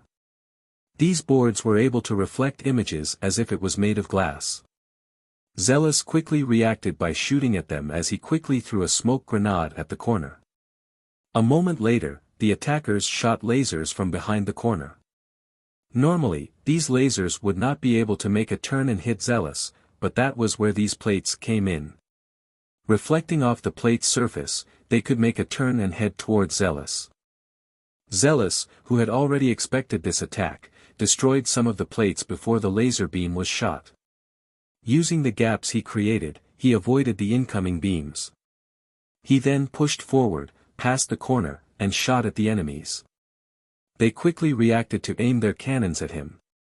However, the smoke grenade that Zealous had thrown beforehand, already bounced off the corner, landed close to their feet and finally started releasing smoke. The smoke was infused with particles to counter energy weapons. It was able to effectively disperse and damp the laser cannon, greatly reducing its firepower. It was to the point where even if Zealous got hit, it would not be able to deal that much damage. Since the smoke only affected a limited area, normally, enemies could just step back out of the affected area while keeping their distance. Thus, it was meaningless to use such smoke grenades from afar. However, in an enclosed space like this where they were in close range, the smoke was highly effective. Although the effects would only linger for a few seconds, it was enough to decide the battle. Zealous was certain that he had already won. You had spent too much effort adjusting your shots with the reflecting plates that you've made the mistake of adjusting your distance from me. This will be your end. Zealous stood still and released a relentless assault. He stood with a stance that prevented him from evading as they exchanged an intense barrage. The result for both parties greatly differed. Zealous got a slight burn on his cheek, while the enemies did not even retain their original shape. Zealous knew that the medicine inside their blood could bring them back from death, that was why he executed such a risky move. It was to ensure that his enemies were completely obliterated. Zealous lowered his rifle and sighed. Pieces of the enemies were scattered on the ground. It was impossible to reconstruct their original form from such a state. Alright, that should do it. You really gave me a hard time. Zealous pinched off the scorched skin on his cheek and applied medicine paste to the area. Once he was done, he called his team. But, he suddenly noticed a sudden change in his radar. It was at the end of the hallway. Normally, Zealous would have readied himself and not gotten flustered, but the location completely surprised him. No way. The signals came from behind, to be more precise, it was from the hallway, behind the corner where Zealous had just come from a moment ago. This completely caught him off guard. There should be no enemy there. Still, Zealous managed to quickly react by taking a shooting stance. The enemies were behind the corner, so he did not have a clear sight of them. Worse, he had used most of his ammo to make sure that the previous two enemies were dead for good. Thus, he was also worried about his ammo reserve. With the signals quickly heading towards him, he had no time to reload. Thus, instead of relying on his rifle, he put them back and unsheathed his blade before running toward the corner. Zealous knew that at this rate, they would end up engaging at the corner, in close combat. Therefore, he could just use his blade and that range and finish up his enemies. And as he had predicted, they did make contact at the corner. Wadash! As Zealous swung down his blade, his face was filled with shock. The enemy was a huge bundle of flesh, which completely blocked the hallway. Judging from the size of the signal, Zealous had expected it to be something close to humanoid. However, this huge fleshy mess of a monster in front of him caught him off guard. Naturally, the monster did not let any opening get unexploited and lunged to bite Zealous. The wide-open jaw clamped hard, only to take out a piece of air. Zealous narrowly jumped away. He managed to use the opening of its jaw being close to launch a strike, slicing the monster cleanly into two. The carcass simply rolled over on the floor, without any further response. Zealous did not stop there and quickly proceeded through the hallway. That was too weak. So, its frightening appearance is just for show, huh? But what the heck with its size? The signal was not that huge. Just what in the world? As questions regarding the current situation ran in his head, the calm hunter part of him urged him to hurry up. Putting that aside, he was flanked in a one-way hallway with no branches. His team was left behind to secure the hallway. They should have prevented this from happening. Even so, he got flanked. This meant that the monster had broken through the secured hallway. He just contacted his men a moment ago. Thus, there was fear of the monster killing his men so fast that they could not even afford the time to plead for help. If the monster broke through the secured hallway without killing his men, there was a good chance that his men were still alive. Zealous prayed for the safety of his men as he hurried back to his men. If they were still alive, he might still be able to save them. Zealous men were busy securing the hallway. They were surprised when they saw Zealous running at them. However, Zealous did not notice their bewilderment as he shouted. "How is the situation?" "Nothing in particular over here. What? Eh? Zello and his men exchanged a confused look. Zealous, what just happened? Wait for a sec. So, what exactly was that? His men were fine. They did not even encounter that huge monster in the first place. Zealous, who finally understood that, immediately turned solemn. He realized how bad the situation was. Everyone, retreat back to Sector A7. What? We're pulling that far back. Are we going to just abandon the sector that we have secured? We will have to redo them again, you know. That's fine. Just forget about the sectors that we have secured. Think of them as unsecured sectors. I will tell you the reason later. Just get moving. Now. With that one order, everyone's expression immediately turned serious. Although they still did not understand why Zealous would give out such an order, they knew that something must have happened. In other words, he had no other choice but to give such an order. They placed their trust in Zealous and they immediately started retreating. With that, Zealous took his men and pulled out of the area. The monster that Zealous had sliced into two and left behind started shrinking. When it had stopped shrinking, it returned back to its original form. It was the arm that Zealous had shot off the humanoid enemies a moment ago, ******. Akira was rubbing his head in front of the locked door. Due to the ongoing battle nearby, the warehouse was put on emergency lockdown. Akira thought that it might be the security team fighting against the attackers, which was understandable.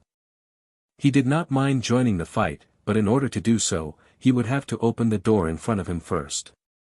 However, because of that battle, the door could not be opened. Shiro, can you do something about this? Even if you ask, this lock is no longer a simple identification lock. Akira frowned after hearing what he had said. It seems like Shiro could not help him this time. In the worst-case scenario, he would be locked inside this sector for some time. Akira sighed and mumbled. Well, this sucks. That was when Rebecca suddenly asked. You can't open the door. Yeah, it seems like it's locked because there's an ongoing fight occurring somewhere nearby. I see.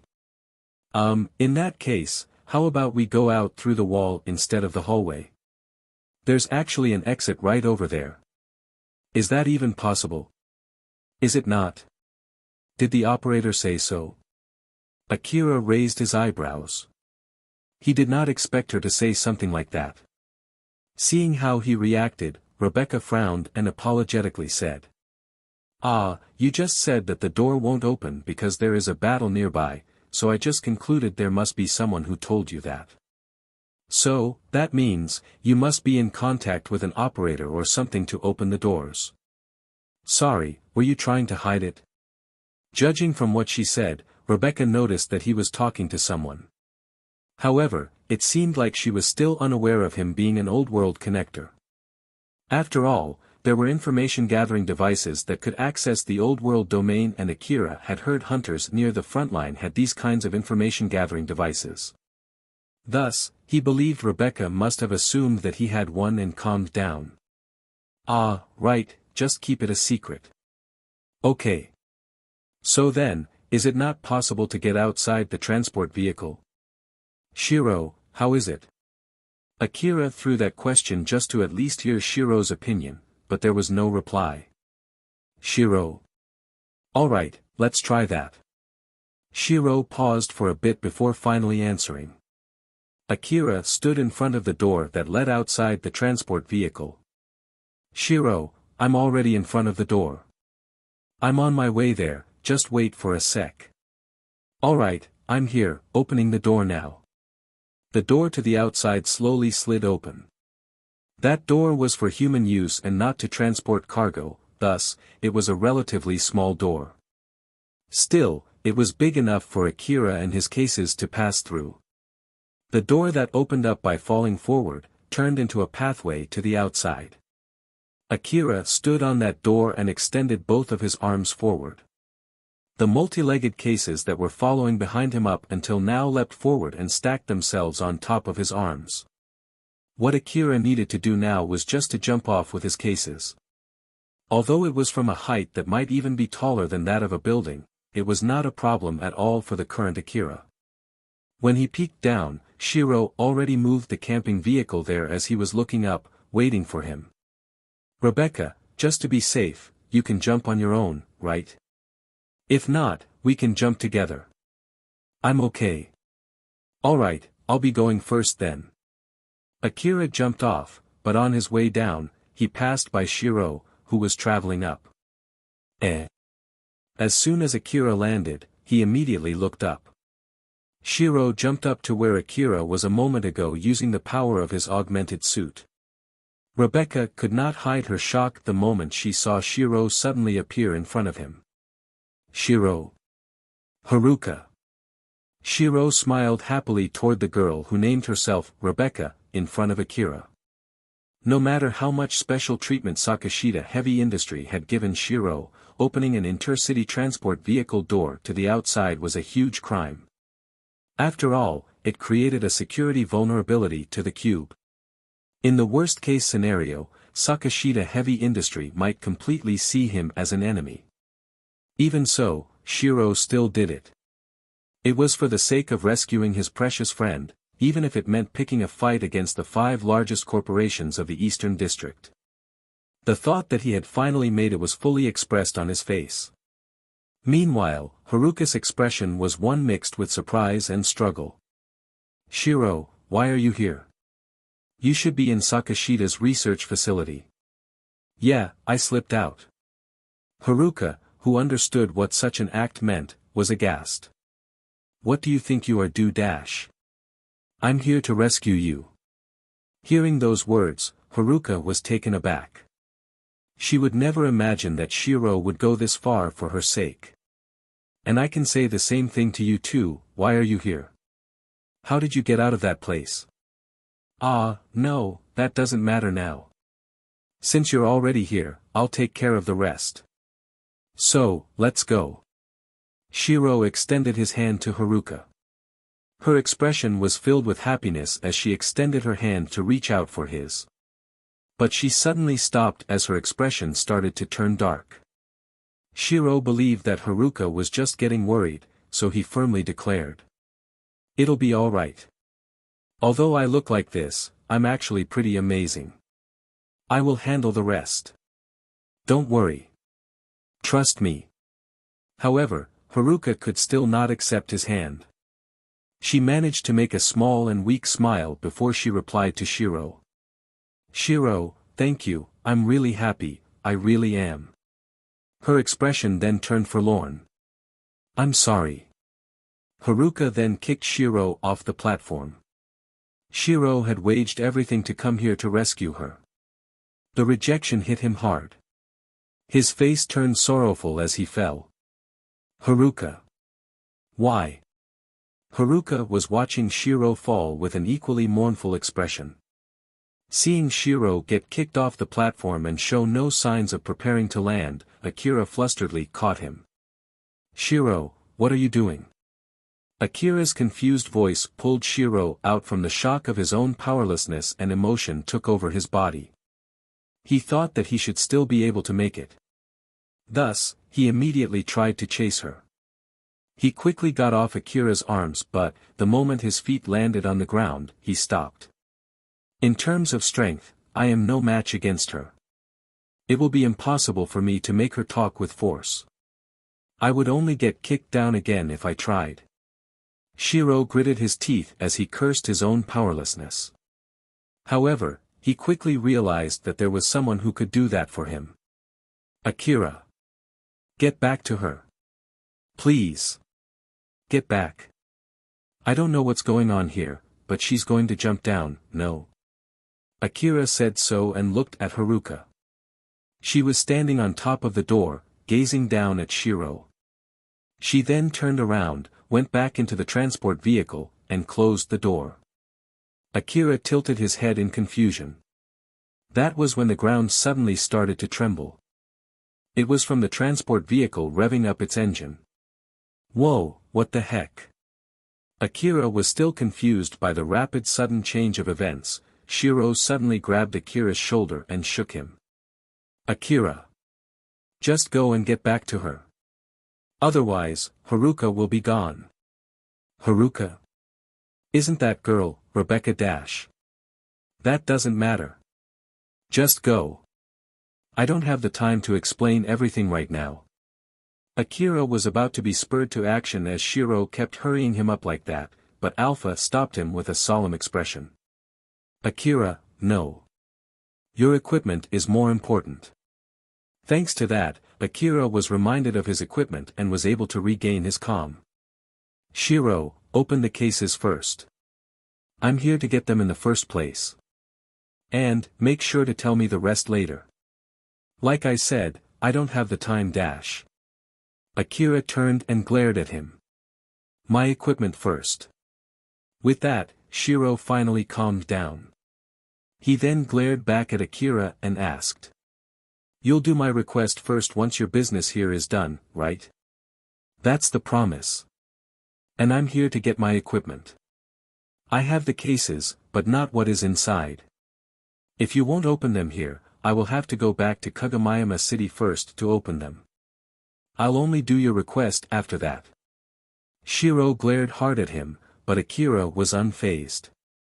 And also, although I will prioritize your request, it's not like I'm willing to do just about anything without any information. If you want me to properly fulfill your request, you should properly explain everything to me first. In the middle of them speaking, at last D-2771 started to move slowly. Shiro buckled under the pressure and relented. The camping vehicle started to accelerate under Shiro's remote control, to race after at last D-2771. Meanwhile, Shiro did as he was told. I'll open the cases and give you an explanation while we chase that transport vehicle. Get on, now.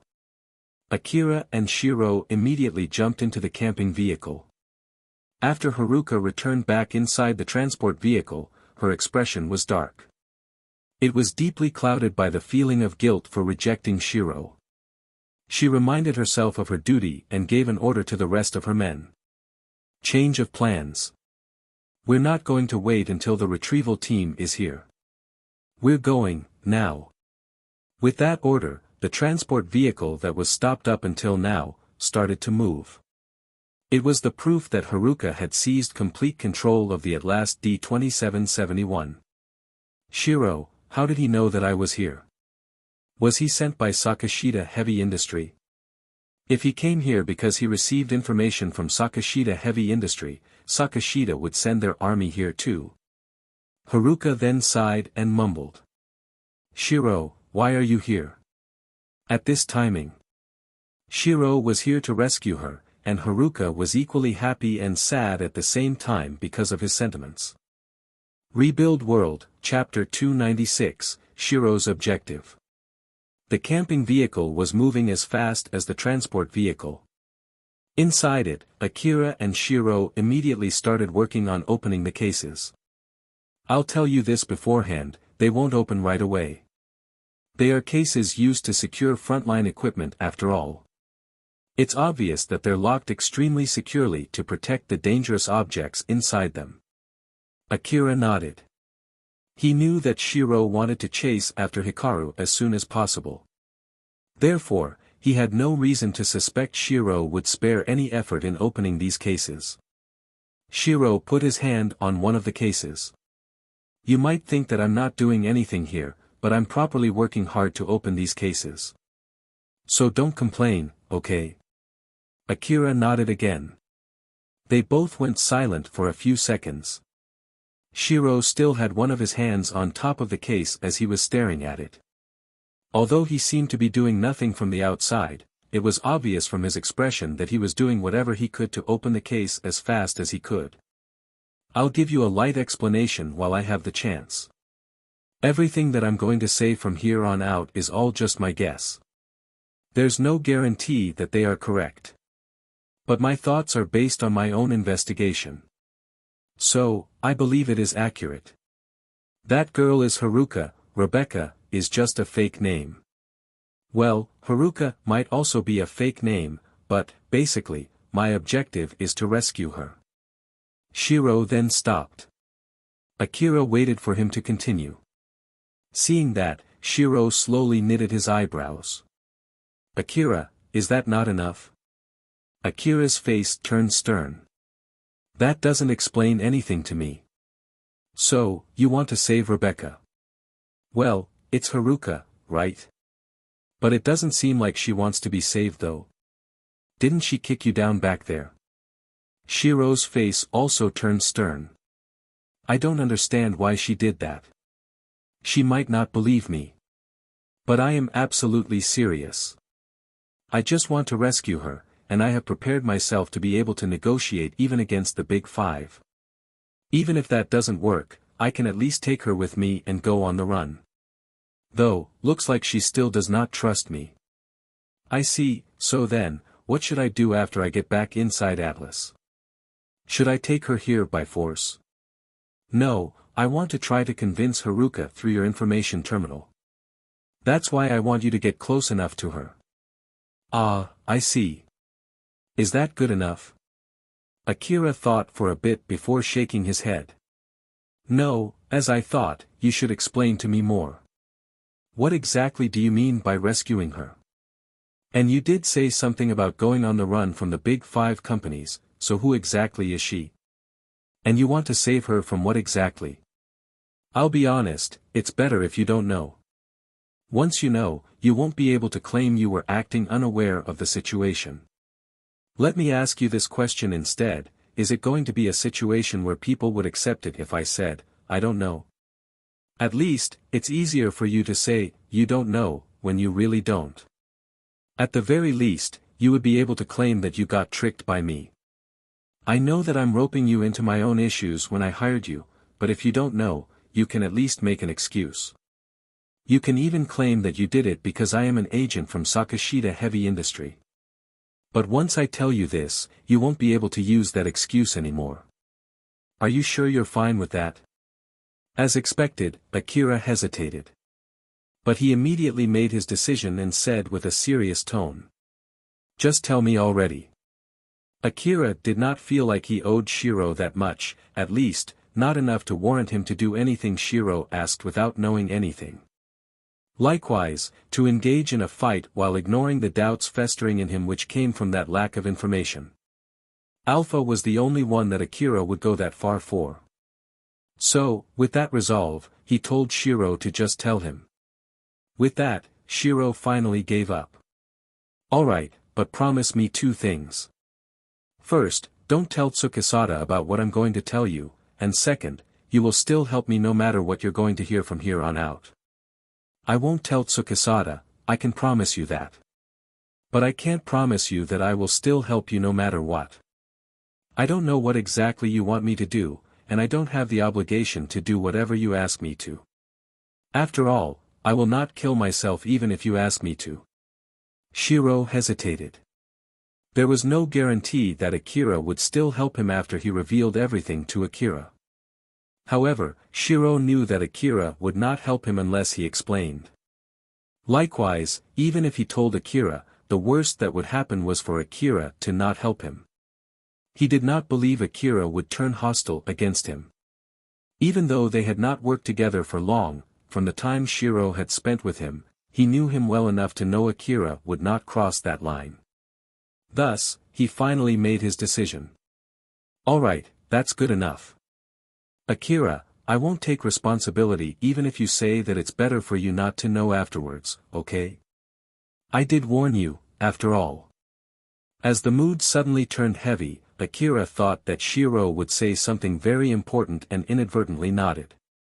And so, Shiro went to the main subject. This is just my guess, but there's a good chance that Haruka is a part of the Rebuild Research Laboratory. Although I don't know for sure if she's one of the test subjects or the researchers, my bet is that she is the former.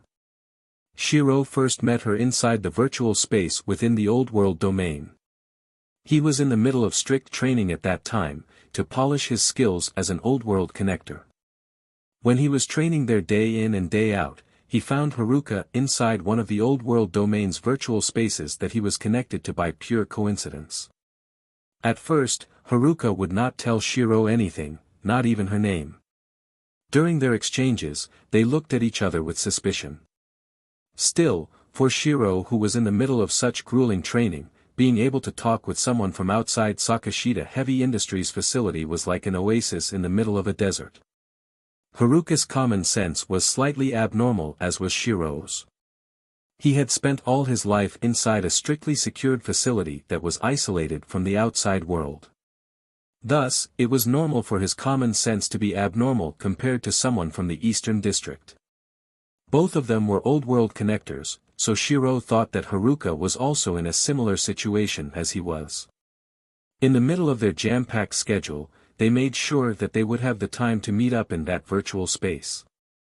There, they discussed about their skills as old-world connectors, taught each other, and praised each other. As time flew by, their relationship deepened. The closer they got, the more they wanted to know about each other. But it was not like they could simply confess their personal information to each other. Thus, what they did was use their skills as old-world connectors to investigate each other. It could also be interpreted as them wanting to know the other person's real identity before they considered whether to continue their relationship or not. The desire to know Haruka more greatly fueled Shiro's motivation. He put more effort into his training and became so skilled that it even surprised the staff of Sakashita Heavy Industry. This eventually led to the preferential treatment that he had been receiving. Even so, Shiro was the first one to crack, as he was the first to open up about his personal information to Haruka. The first one who suggested trying to investigate each other was Haruka. Now that I think about it, I bet she thought that there was no way I would be able to gather any information about her. Well, it was indeed not easy. The reason why I was able to get her personal information was mostly because of luck. Haruka was connecting to that virtual space from a rebuild research laboratory. I bet it was from a renovated facility in the middle of some ruin. Shiro then heaved a big sigh. I thought that she was inside a facility owned by one of the big 5 corporations, just like me. I never thought that it was from the rebuild research laboratory. It was a huge shock for me at that time. I immediately completely erased that information from Sakashita Heavy Industries log. If they found out about her, her life would be in danger. Shiro's expression then turned serious as he turned to Akira. My original request was to ask you to help me sneak into the rebuild research laboratory and rescue Haruka from that place. I have the confidence if it is for hacking or something similar, but that alone won't be enough. I need someone who can fight against those guarding that place. That is also why I stocked up on Chrome. I thought hunters, who are strong enough and can be trusted with such information, cannot be paid only by Aurum.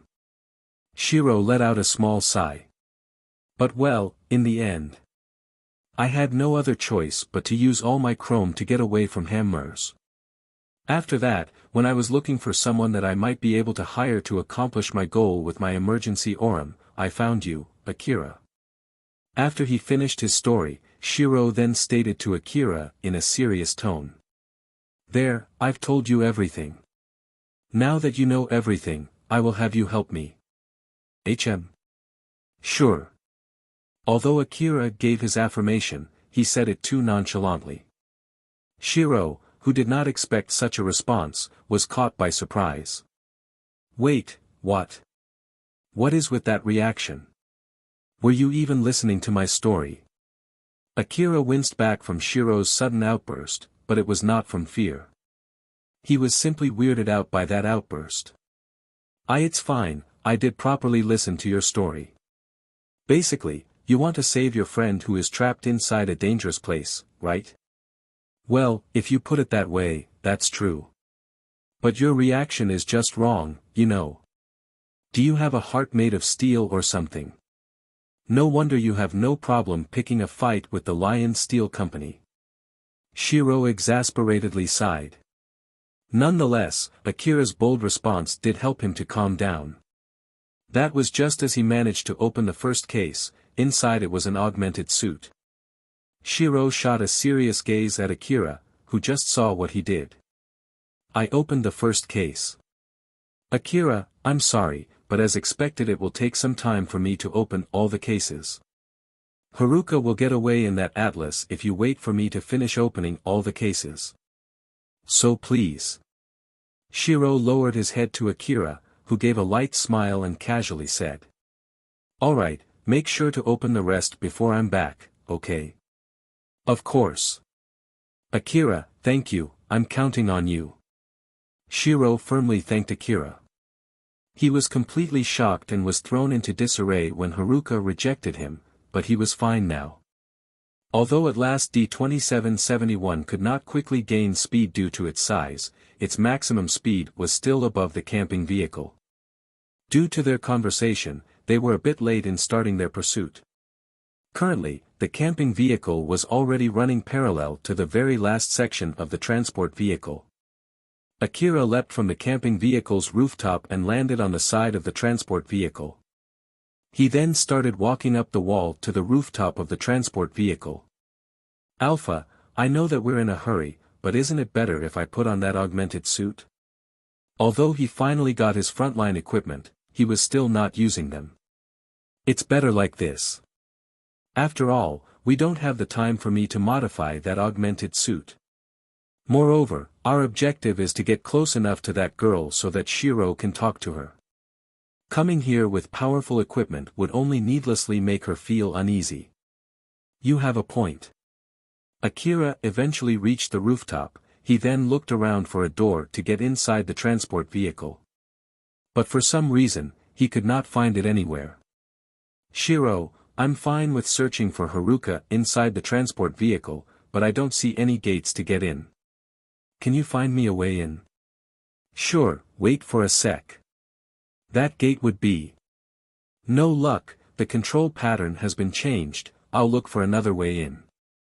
Wait, didn't you open a similar door before? It's not that simple. I'm in a hurry right now, so I don't have the time to explain it to you.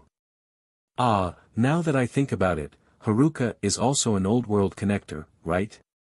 Can't you contact her through telepathy too? No, it's not that simple. If I can do that, I would have done that by now. I see. There's a hatch about 300 meters away from you. Try that hatch first, if that doesn't work, I will look for another door. Roger that. Akira followed Shiro's instructions as he walked on top of Atlas. Although he still had some questions, he thought that it would be bad to sour Shiro's mood even more. Thus, he threw his questions to Alpha instead. Alpha, what do you think I should do to find Haruka?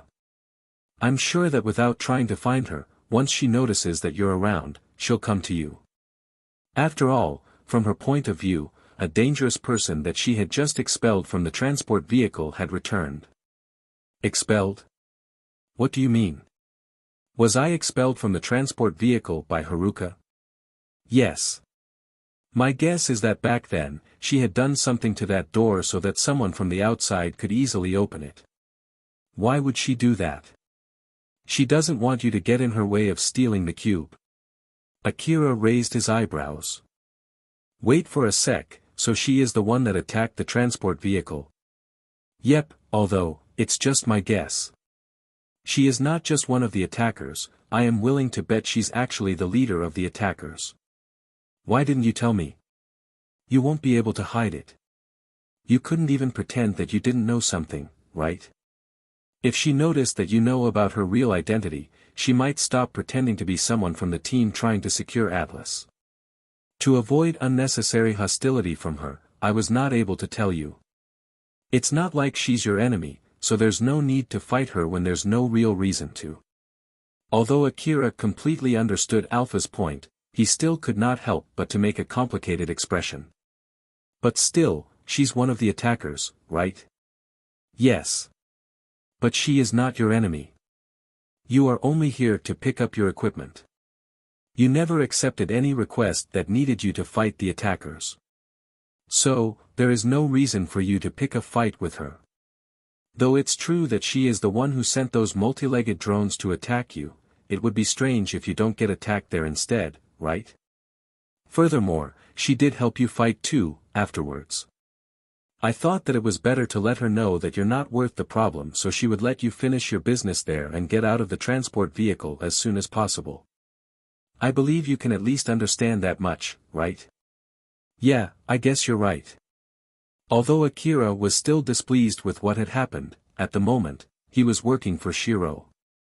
Thus, he decided to focus on the task at hand for now, asterisk, asterisk, asterisk. Inside the transport vehicle which had suddenly started moving, Zealous' team was faced with an intense battle as they were slowly pulling back. Zealous, who was standing right at the front, spearheading the team, shouted to his comm. Don't chase them too deep. Focus on pulling back. We're retreating to Sector A7. Their enemies were small girls with weapons. These girls had the same faces and they looked exactly the same as the ones Zealous had killed before he called for a retreat. Everything from their fighting capability, equipment, and green blood, were all the same. At that time, Zealous was fighting them while they were running away from him. However, this time, they were the ones pressing an assault on his team. All of them had flat emotionless eyes. Even when their friends got killed or blasted to pieces, they did not show any reaction. Their emotionless faces were ominous and creepy.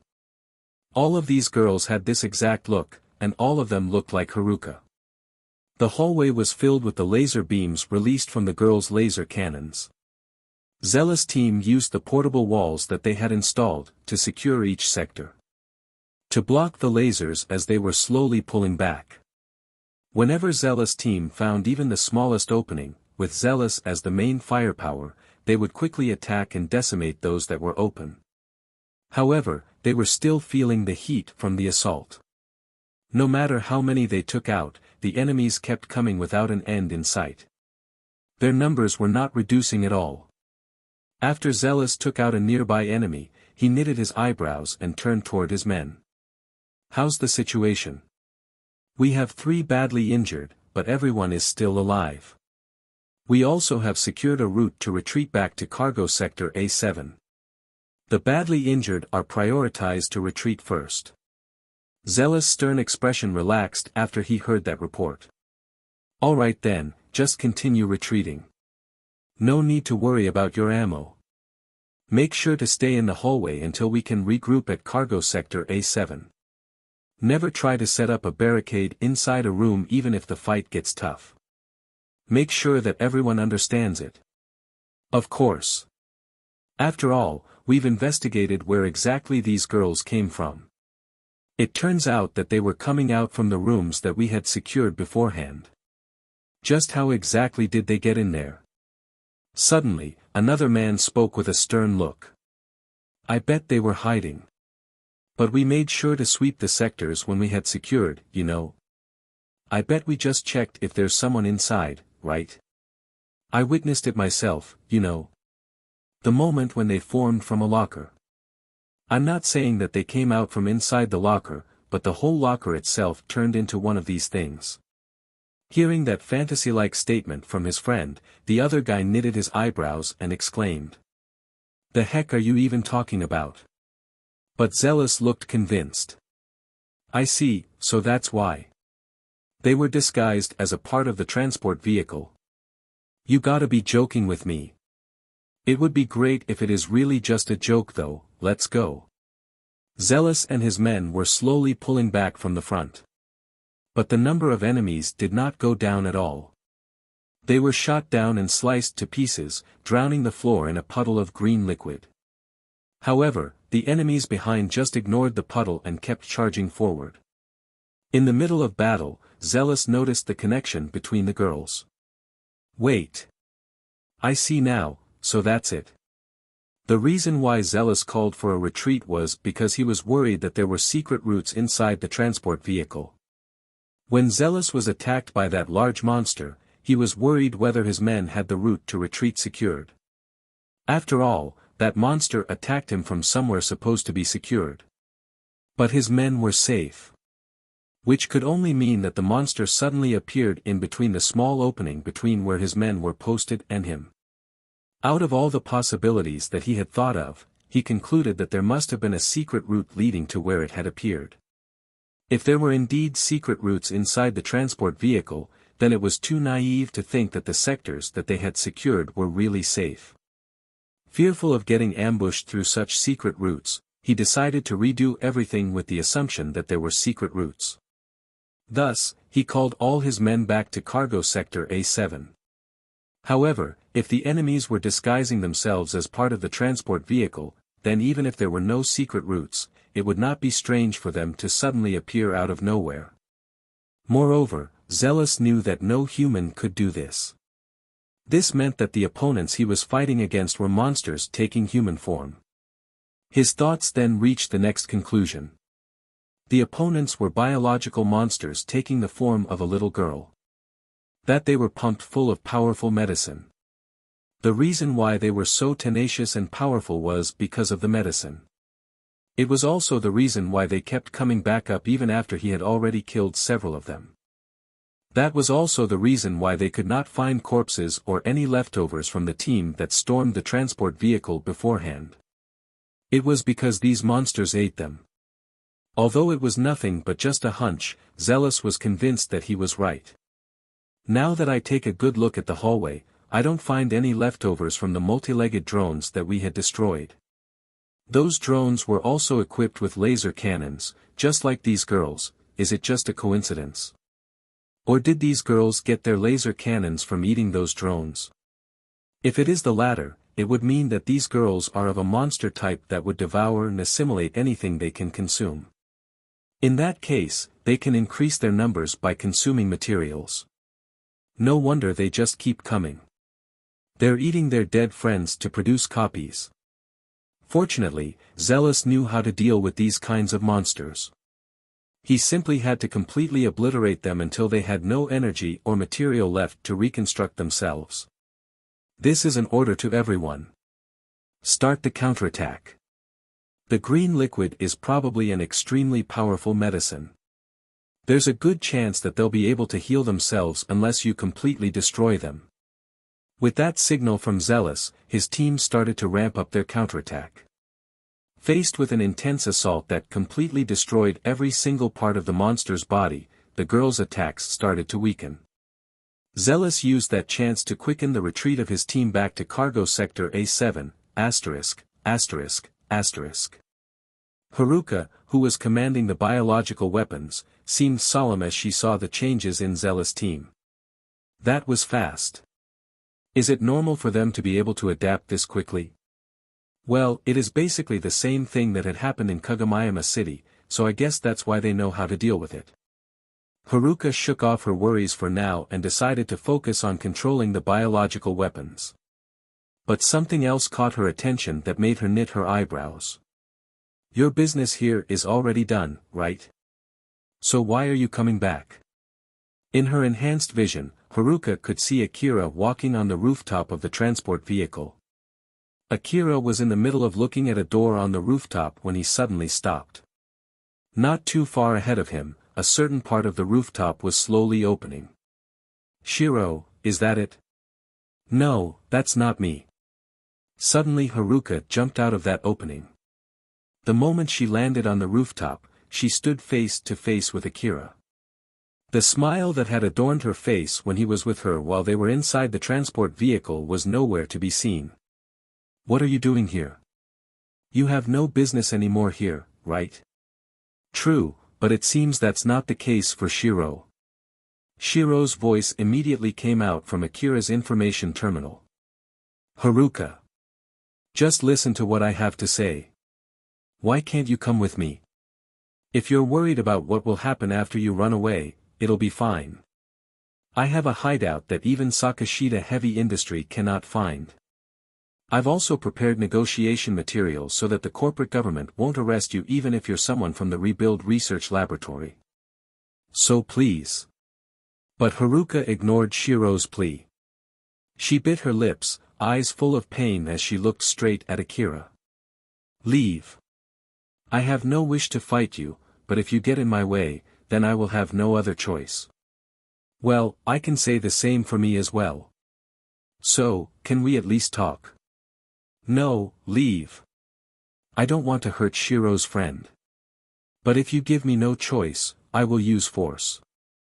Haruka's presence started to show readiness to fight. She was no longer trying to pretend to be weak. Just to let you know, I'm pretty strong. Although it was nothing but a bluff, her words sounded as if she had enough power to force even Akira to get serious. Shiro, what's next? Should I just leave? Or fight? If it's the latter, I have no guarantee that she will come out alive, you know. Shiro could not help to raise his voice after hearing that depending on the situation, Akira would go ahead and kill Haruka. Akira. You dash. Shiro. The opponent is someone who came here to steal the cube. Just so you know, I'm not that strong to be worried about not killing her.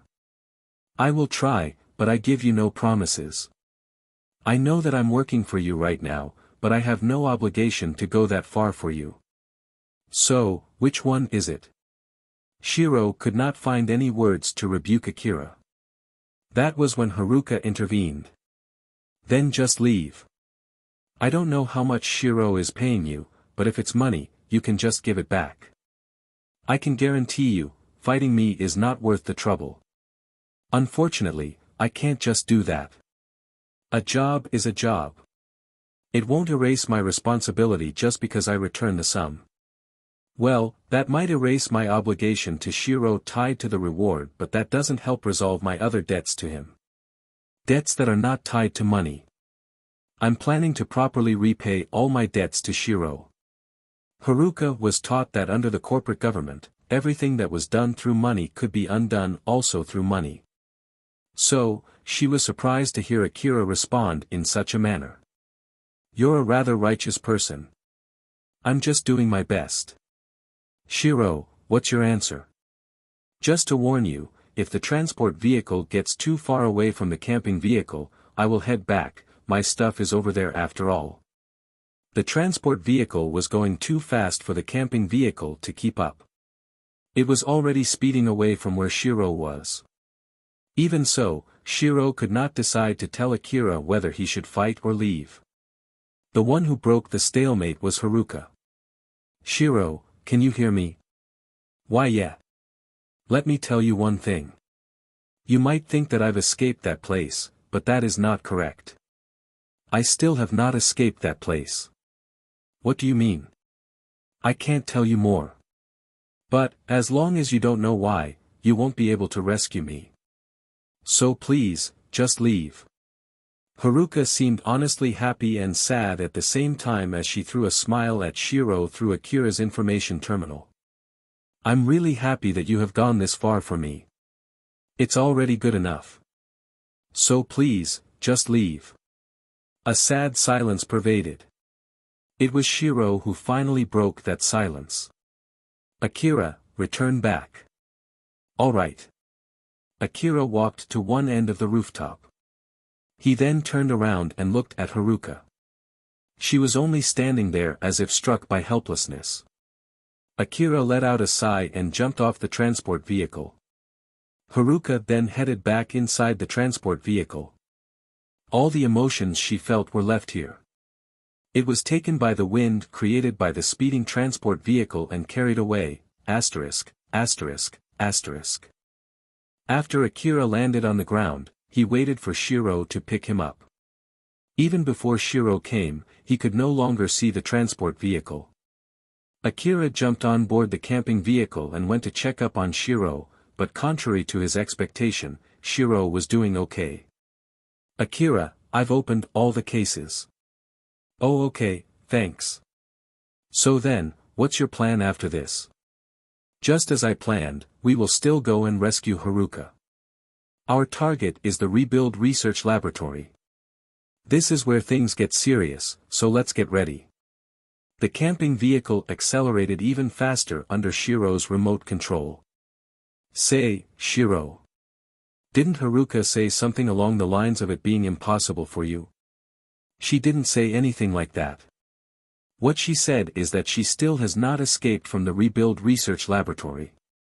Well, I still have not fully understood the meaning of her words there.